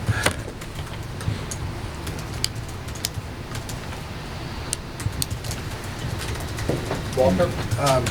Non-finance question. I'm curious about the 2 new wells. Yes. Does that mean actually digging a new hole, or is there Yes, it some, okay. No, they're 2 brand new wells. And in the same general location? Same general location. You can go 200 to 250 feet from the original well point, and it's considered a replacement well. You have some limitations on that, figure that diameter around that point. You obviously can't go into the wetlands, which we are very close to because that's where the water is. And you're limited also by the archaeological finds that were on the site area there. So our wonderful circle that we should have is really narrowed down to a small corner of the property that we're allowed to excavate on and put any type of new structure. There have been some points that were drilled and tested and actually come back very, very promising. So based on... there's different water deposits with that close Yes. that make it worthwhile? Yeah, based on the formation in the ground, because these wells have been in place for so long, as you pull water and filter it through the sand and grains of soil, they actually will tend to clog.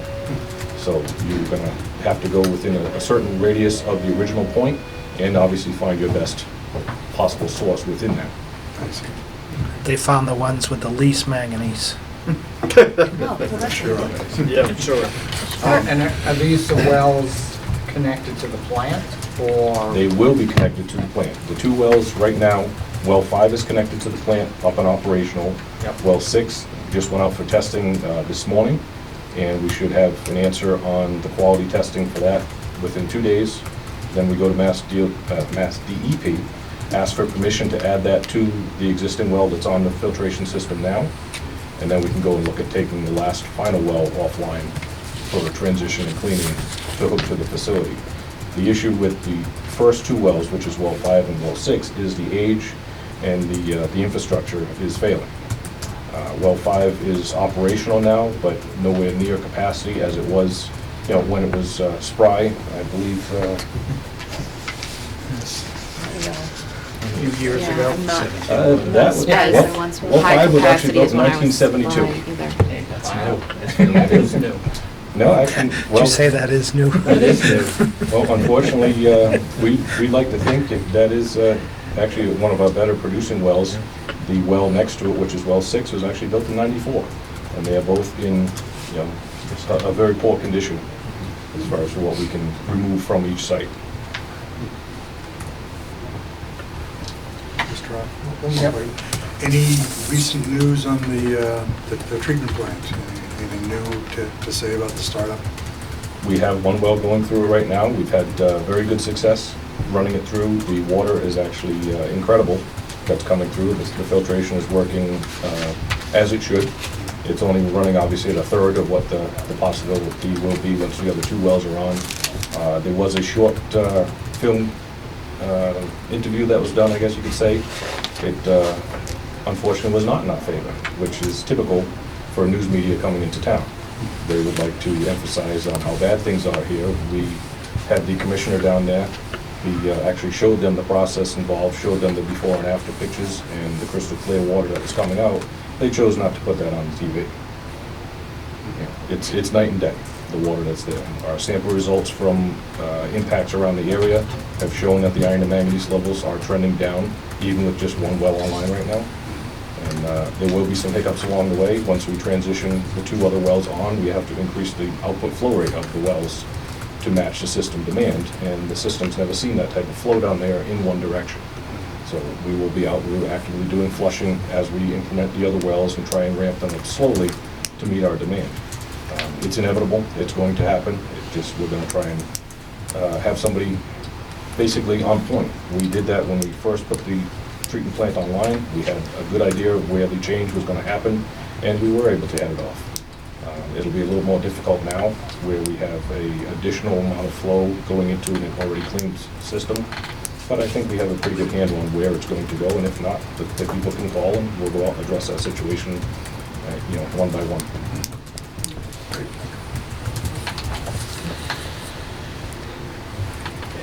Thank you. On the SOAR budget, on the personal services accounts for 3 staff people and a portion of Frank's salary. And on the expense side, the bulk, if you go down near the bottom, treatment plant costs $893,000. We don't operate the treatment plant at all. That's MFN, so that's our assessment that we get from MFN. So the employees work on the sewer pump stations in town and the lines in town, but not at the treatment plant. Are the costs to the treatment plant, did we do projections a couple years ago as they were expanding it? Yep. And are these costs in line with what we expected, or are they? Yeah, when the treatment plant, during the negotiation to form the district, all three towns looked at what they needed for flow, and so your treatment costs are based on the amount of flow that has been allotted to the town of Norton. So, our percentage is based on that, and it has, we've been working to keep the costs low, so they're in line or a little less than what we anticipate. Mansfield has actually, if you saw all the work in Easton, Mansfield they sold some of their flow to Easton. That's how that work on 123 is happening. Okay. And are we using all our designated flow? No. Or what percentage are we at? I'm not sure what we're at, but we're not using all our flow. There's actually some agreements out there where developers pay to hold on to flow. They pay, not.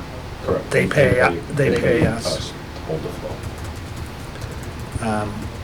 And then that's a small percentage, but we are not using all the flow because we need it for the future. Is there such a thing as leasing our untapped flow until we need it? To the other two towns, like if they have need and we don't at the moment, can we say, hey, for the next year you can have and pay us? Well, that would be hard because then when we want the flow back, well, that's why, there's a they little can't planning shut somebody involved. off. Well, but if the agreement was for a year, is what you're saying? Yeah, They would I mean, if you expect to do be it for shut an off. X amount of time, you're going, you have this amount of time, we can help you out, but then you're gonna have to figure out solve your own problem in a year. Yeah. But that gets us money. Do you realize what you're bargaining for? The nice word is flow, but. Yeah. It's money, It's a nice no one. matter what the color. I guess. It's true. And these employees are dedicated to do what they do. I would not want to be going down inside those pump stations. They do a great job. We got a harness that'll fit you. Trade jobs. Could be the undercover boss. Yeah, when we start shop. Oh my God, she is. And This is like a micro. the retained episode. earnings on sewer was 1.8 in July 1. What's APN? I'll have to check the sewer revenue. Annual payment to Norton. So when the agreement, we were negotiating the agreement, my thoughts and the commission's thoughts were, well, we're expanding the plant, but it's all in Norton, so we're taking all your flow, we'll use the word flow, so we're taking all your flow to Norton, we should get something in return for that. So that is a payment that comes to Norton from the district every year. And it was designed to go up $10,000 a year for so many years. I forget the number. And then it's adjusted by the consumer price index every year from then on. And they can never go down. You said annual payment to it? It is. Yep. And originally, that would have gone into the general fund, but the water and sewer department was concerned with the rise in the costs once we expanded and we're taking on the debt at the treatment plant, and our assessment was going up. They wanted to keep the rates down, because unlike water, there's very few people on, percentage-wise, a smaller percentage of people are on sewer, and their rates would have skyrocketed. So it's a little something to help offset the cost of their rates. Is there language in the negotiations, for example, the old soccer bubble? Mansfield, does that come through us? Or how does that get piped? Is that gonna be piped through Mansfield? That's in Mansfield. Right, exactly, yeah. Yep. Okay. I don't know if they're going into It's I do not know Yeah, what the pump existing layout station. is up there for like Gravewood Station.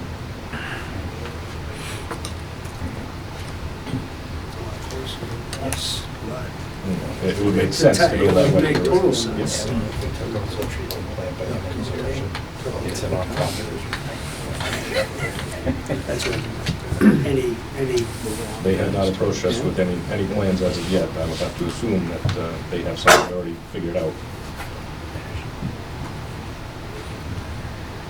I don't know anything, but I just drive by there. and Right, say, yeah. You know, it makes a lot of It's sense right to there, yeah, it does, exactly. have utilities this way. Yeah.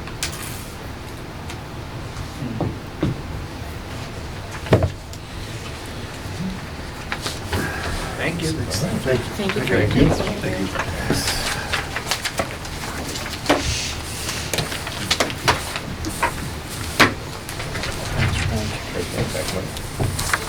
Have a good evening, everybody. You too.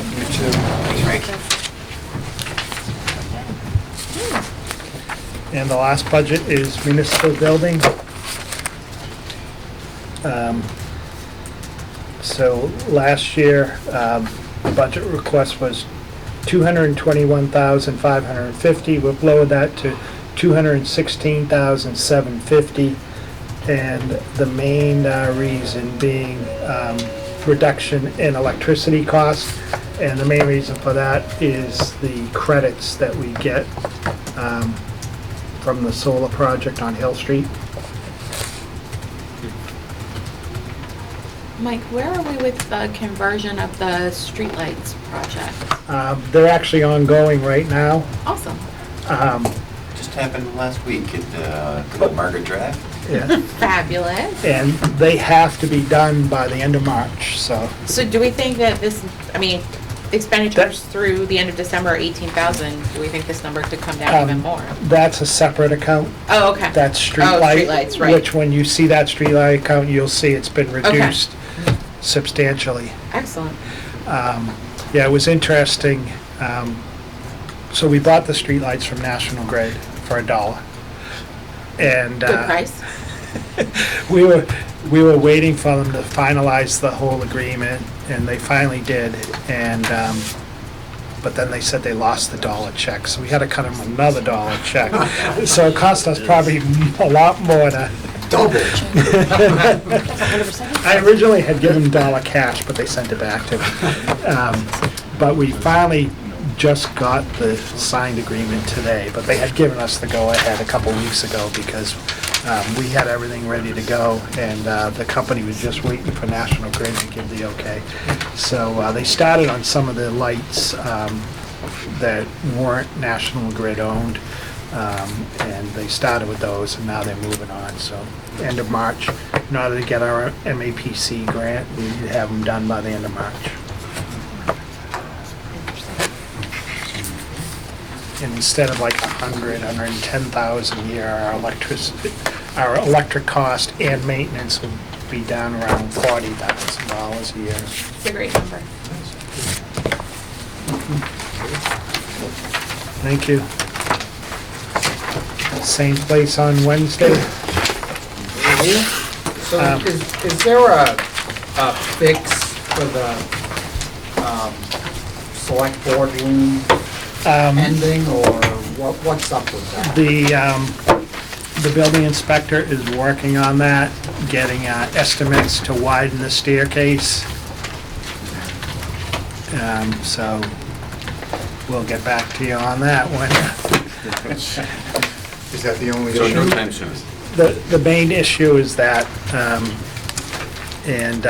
the lift that's there, right now has a warning sign on it. You really use? It works, but it's supposed to shut off when the door opens and it doesn't, so that has to be fixed. So we're waiting to make sure that the building commissioner can get the stairway widened before we do that. I'm not sure if there's, So you're saying there might be a question about whether it's even yeah. technically feasible? Right. So instead of a lift, you're gonna have to have a ramp going across the whole room or something like? They're just not gonna be able No. to Just gonna go let like the this. public in there. Yeah. It Very can't be short. used as an assembly space. Oh, All right. Thank you. So Wednesday, we'll be going over those planning articles. Paul DiGiuseppe will be coming. We have a couple planning articles to go over, so could take some time. So. Just Can't one. wait. Thank you. Thank you. Thanks, Mike.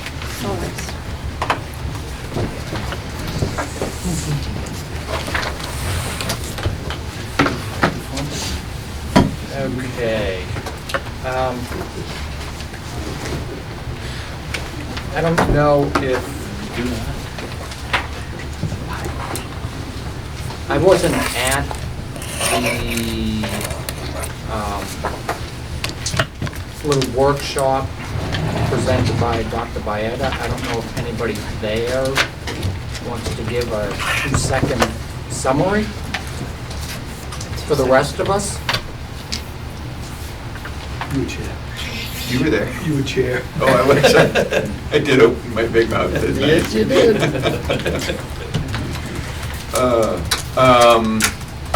A 2-second summary.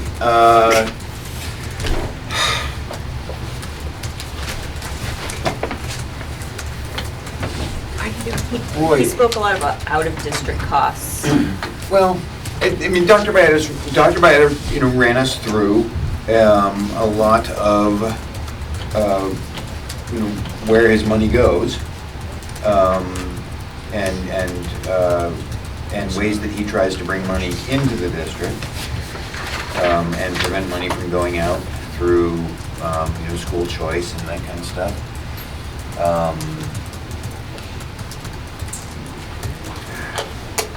He also showed how fluid special ed, transportation, special ed Right. costs and all that are very fluid. And one of the big aha moments for me, I think, was, you know, we always come back at fall town meeting and have to give them supplemental funding for supplies and materials and other things. And then we see them turning back a 6-figure number in free cash, and I'm always like, what's going on? And my kind of like epiphany during that meeting was, they're getting major reimbursements from Medicaid and from the state on their special ed circuit breakers, and that's where that money's coming from. They're spending like every nickel we give them, but then they get money back from the state in those two pools of funding, and that's what comes back as free cash in September, And how much October. is that? We've asked them for that number many times.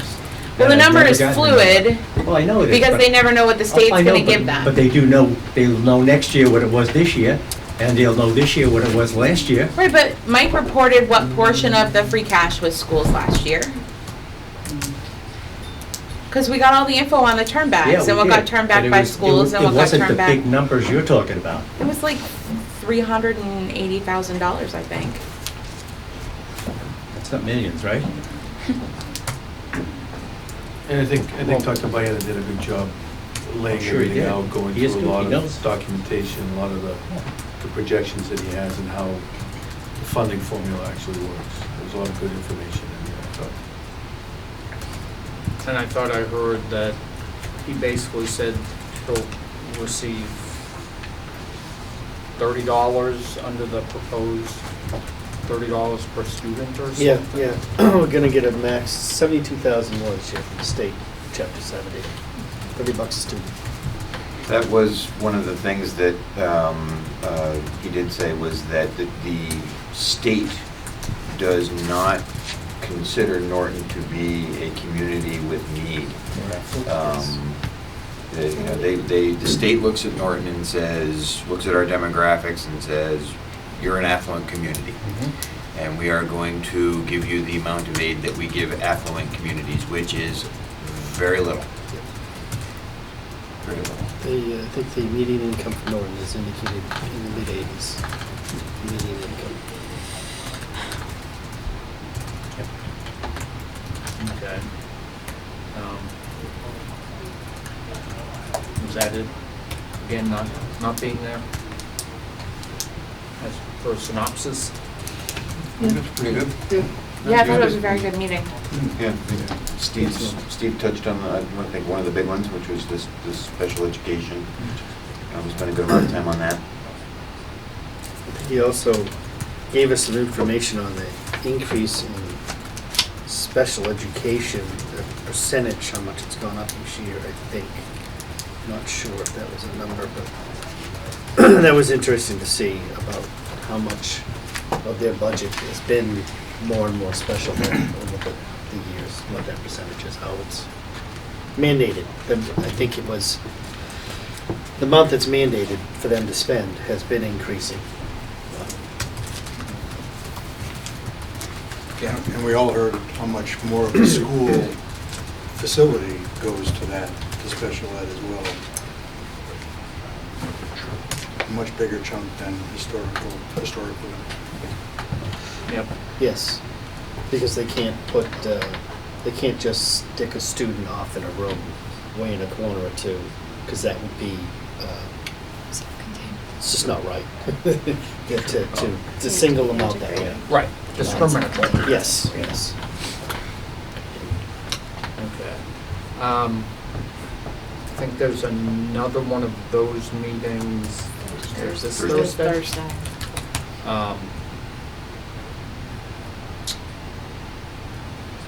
I'm assuming those who showed last time are going this time, or? Yes. I'm planning on going. I'm gonna try and be there. All right, so that, And if you missed the last one, you know, don't let that, The more the merrier. yeah. You don't think you think we could see the sequel without having seen the original? Yeah, I think you can watch Sounds good. Dr. Bayetta 2, Part two. Did we ever get the, Electric Boogaloo. an actual meeting Without, invite on that? Did we get a meeting invite on that, like a calendar invite from them? There was talk of someone sending out, I don't know. Well, I sent them out to the people Dr. who Bayetta- requested to participate in the meeting invite, but I don't want to spam people with unwanted meeting invitations, Peter. Was mine on there? You did not respond I to didn't think we would my, respond, I thought it was a good idea. Oh, so no, I just said put it in my respond. calendar, I didn't know there was a response thing. Yes. Thank you for sending that.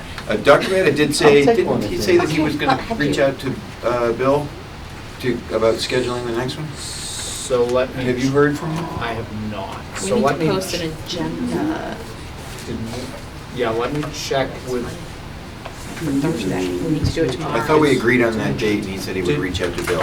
did we post one for Thursday already For what? Finance. for Finance School Committee? We did, yes. We have 3 agendas posted for this week. Okay, so we have it covered, Yes. even though it'll be somewhat generic. Yeah. Okay. Discussing NPS budget, that was the only thing I added in there.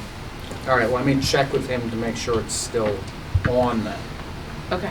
and I'll tell you all Wednesday. I have nothing else except a few sets of minutes before us. So I did have a question on the, I think it was the recreation department that came with their, was it a $1,600 charge they had for 911 hookup? Yes. Yeah. If we go with that SEMREC, my understanding was that any phone would connect automatically to SEMREC. So is that 911 hookup required? I thought as anyone with a cell phone would be able to be pinpointed. The difference is that you pick it up and it's them. I Oh, is think that what it it is is? now. As opposed to a pick it up and I'm dialing and Someplace else. someone's ringing. I think it's a Direct. you know, it's the red phone on the. red phone to the I crap didn't bat. realize that. So- I think the idea being that with a pool You need immediate, and a 14-year-old lifeguard. Yeah. yeah. So I Use a think- cell phone They're before you pick up the back.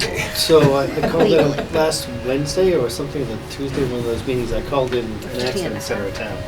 And 911 answered it, and they forwarded me back to Norton after I was reporting the accident, so. Oh, did you get the Yeah, state we- police? So I don't know who answered. But I just assumed it was the news center. No, I think Because we're I had my still cell going phone. to July, right? Is that what Mike said? So that's not happening until It's not been running July? yet. I don't think they're Right. operational. We're not- We're not We're not in there yet? No, July, right? No, it probably went to And it used to be at least that when you called September. 911 from your cell phone, it went to state police 911 dispatch. Yeah, I just assumed it went to them for some reason. I don't know who it went to, but then they forwarded it to Norton, so. Whether the town is in that system or not, it's their cell phone. It's, to me, it's, they've got the cell phone towers automatically going to them as opposed to, wouldn't matter if we're in Norton or not, right? At this point. You know where you are. I've had the same experience where, you're, I think I was in Norton or nearby, and saw an accident happen, went to call it in, and was transferred, basically. Yeah. So now, currently now, are the cell towers now, if your phone is physically in Norton, is that going to the cell tower you pick up? Are they picking up certain cell towers now? Is that how it's gonna work? Must be We don't similar, know. because I think It's we're not not gonna new join Norton, until it's to the cell tower. August, I haven't August, noticed, September? yeah. Yeah. Then we'll But keep it's on. not going to that new thing yet. Right. It's not going to the new dispatch. It's thing not? yet. Yeah, not September, August. I guess.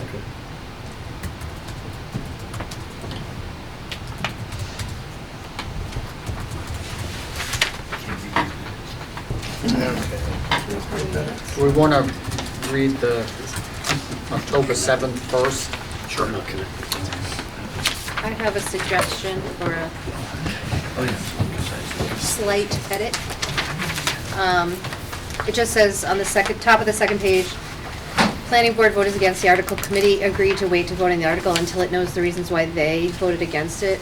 I just think it makes sense to qualify like who they is, that it means the planning board, not, so there's two different committees named.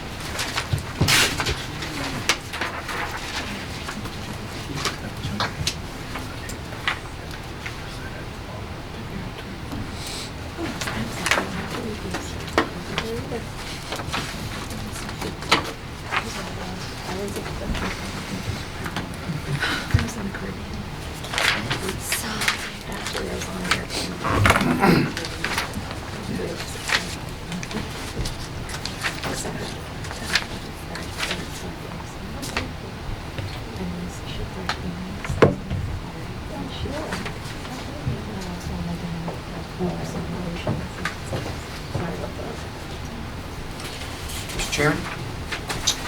Aaron? Make a motion to accept the October 7, 2019 minutes as amended by Bonnie. Second. Motion and a second to approve the minutes of October 7th, 2019 as amended. Any further discussion? Hearing none, all those in favor? Opposed? Abstained? Thank you.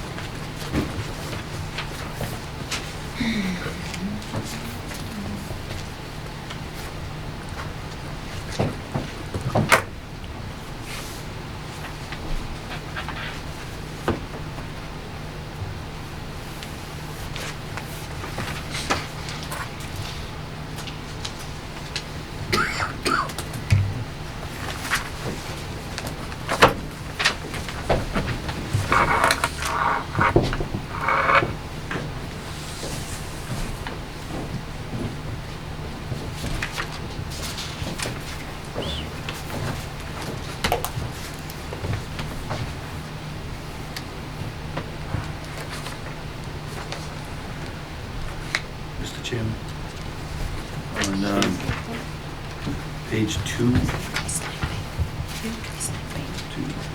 4, fifth bullet point, It's stormwater, this is storm.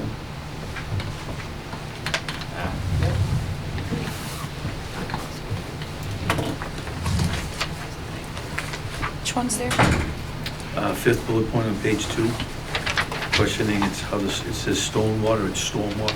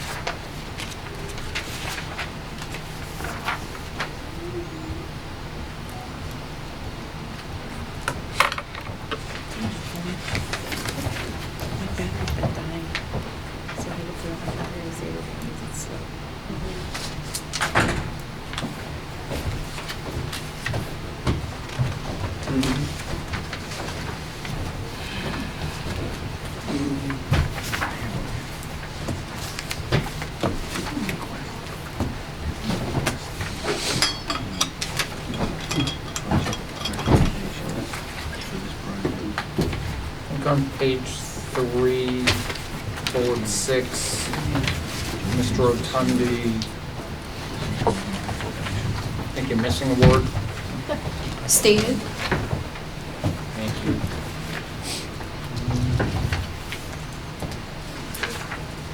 I still don't see that adding up, but whatever.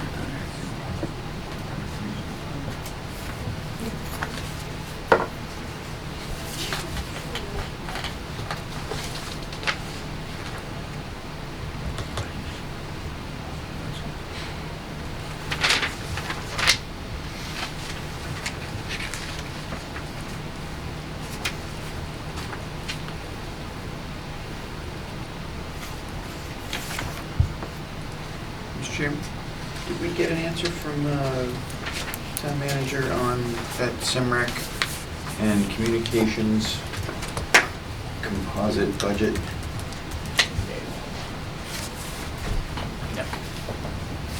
Could we, I think the question was, looking at the two budgets together, how close to on track are we as compared to the $400,000 annual savings that have been hoped for? And he said he would get us that number. Or at least a ballpark to the $10,000. Would it make sense to have in the minutes, at the beginning of the minutes, follow-up items, what we requested, status? I think it would. Okay. Just so we don't lose track of. Yeah. I know you requested something and I couldn't remember what it was. Yeah. Okay. I think, At the beginning of the minutes? I think that makes sense. Or at the beginning of old business? Probably at the beginning of old. I think. Yeah. Yeah. Yeah, perfect.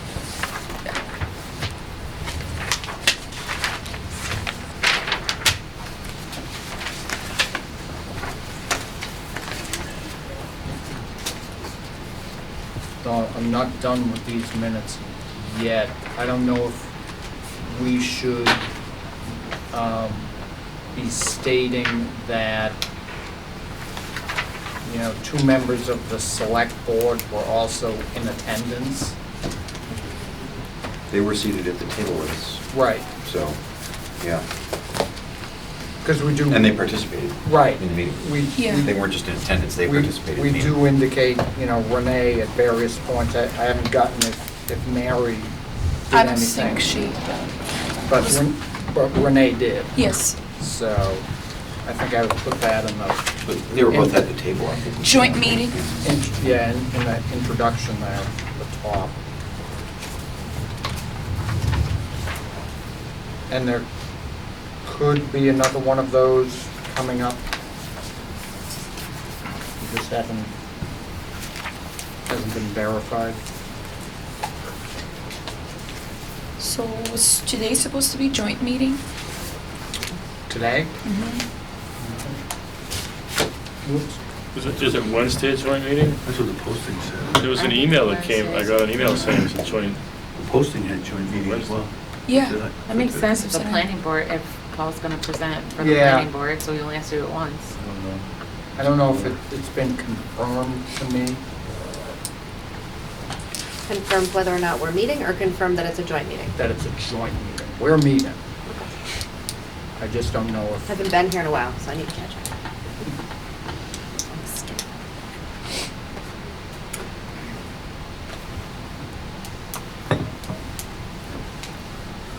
I guess when we see them there, it's a joint meeting. Mr. Chairman? Well, no. Aaron. Make a motion to accept the minutes of February 24th, 2020 as amended. Second. Have a motion and a second to accept the minutes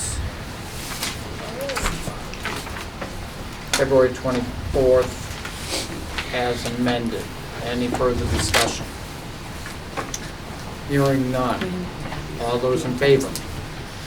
Opposed? Abstained? Thank you. I have nothing else. So Tom, Mr. Chairman, I make a motion we adjourn. Second. motion and a What about daylight savings? Does that make a difference? Well, that was yesterday. It's only 6 minutes after 8, really, right? Right. Yeah. Let's hang out, Tom. I know it, So- we got an hour to go. Motion and a second to adjourn. Any further discussion? Here. Mr. Chairman, I can tell you that Renee just confirmed that the Board of Selectmen will be joining us on Wednesday. That is all. Ah, the agenda matches. Nice job. Hearing no further discussion, all those in favor? I think that's unanimous. Thank you. Usually is. Hi, everybody. Hi.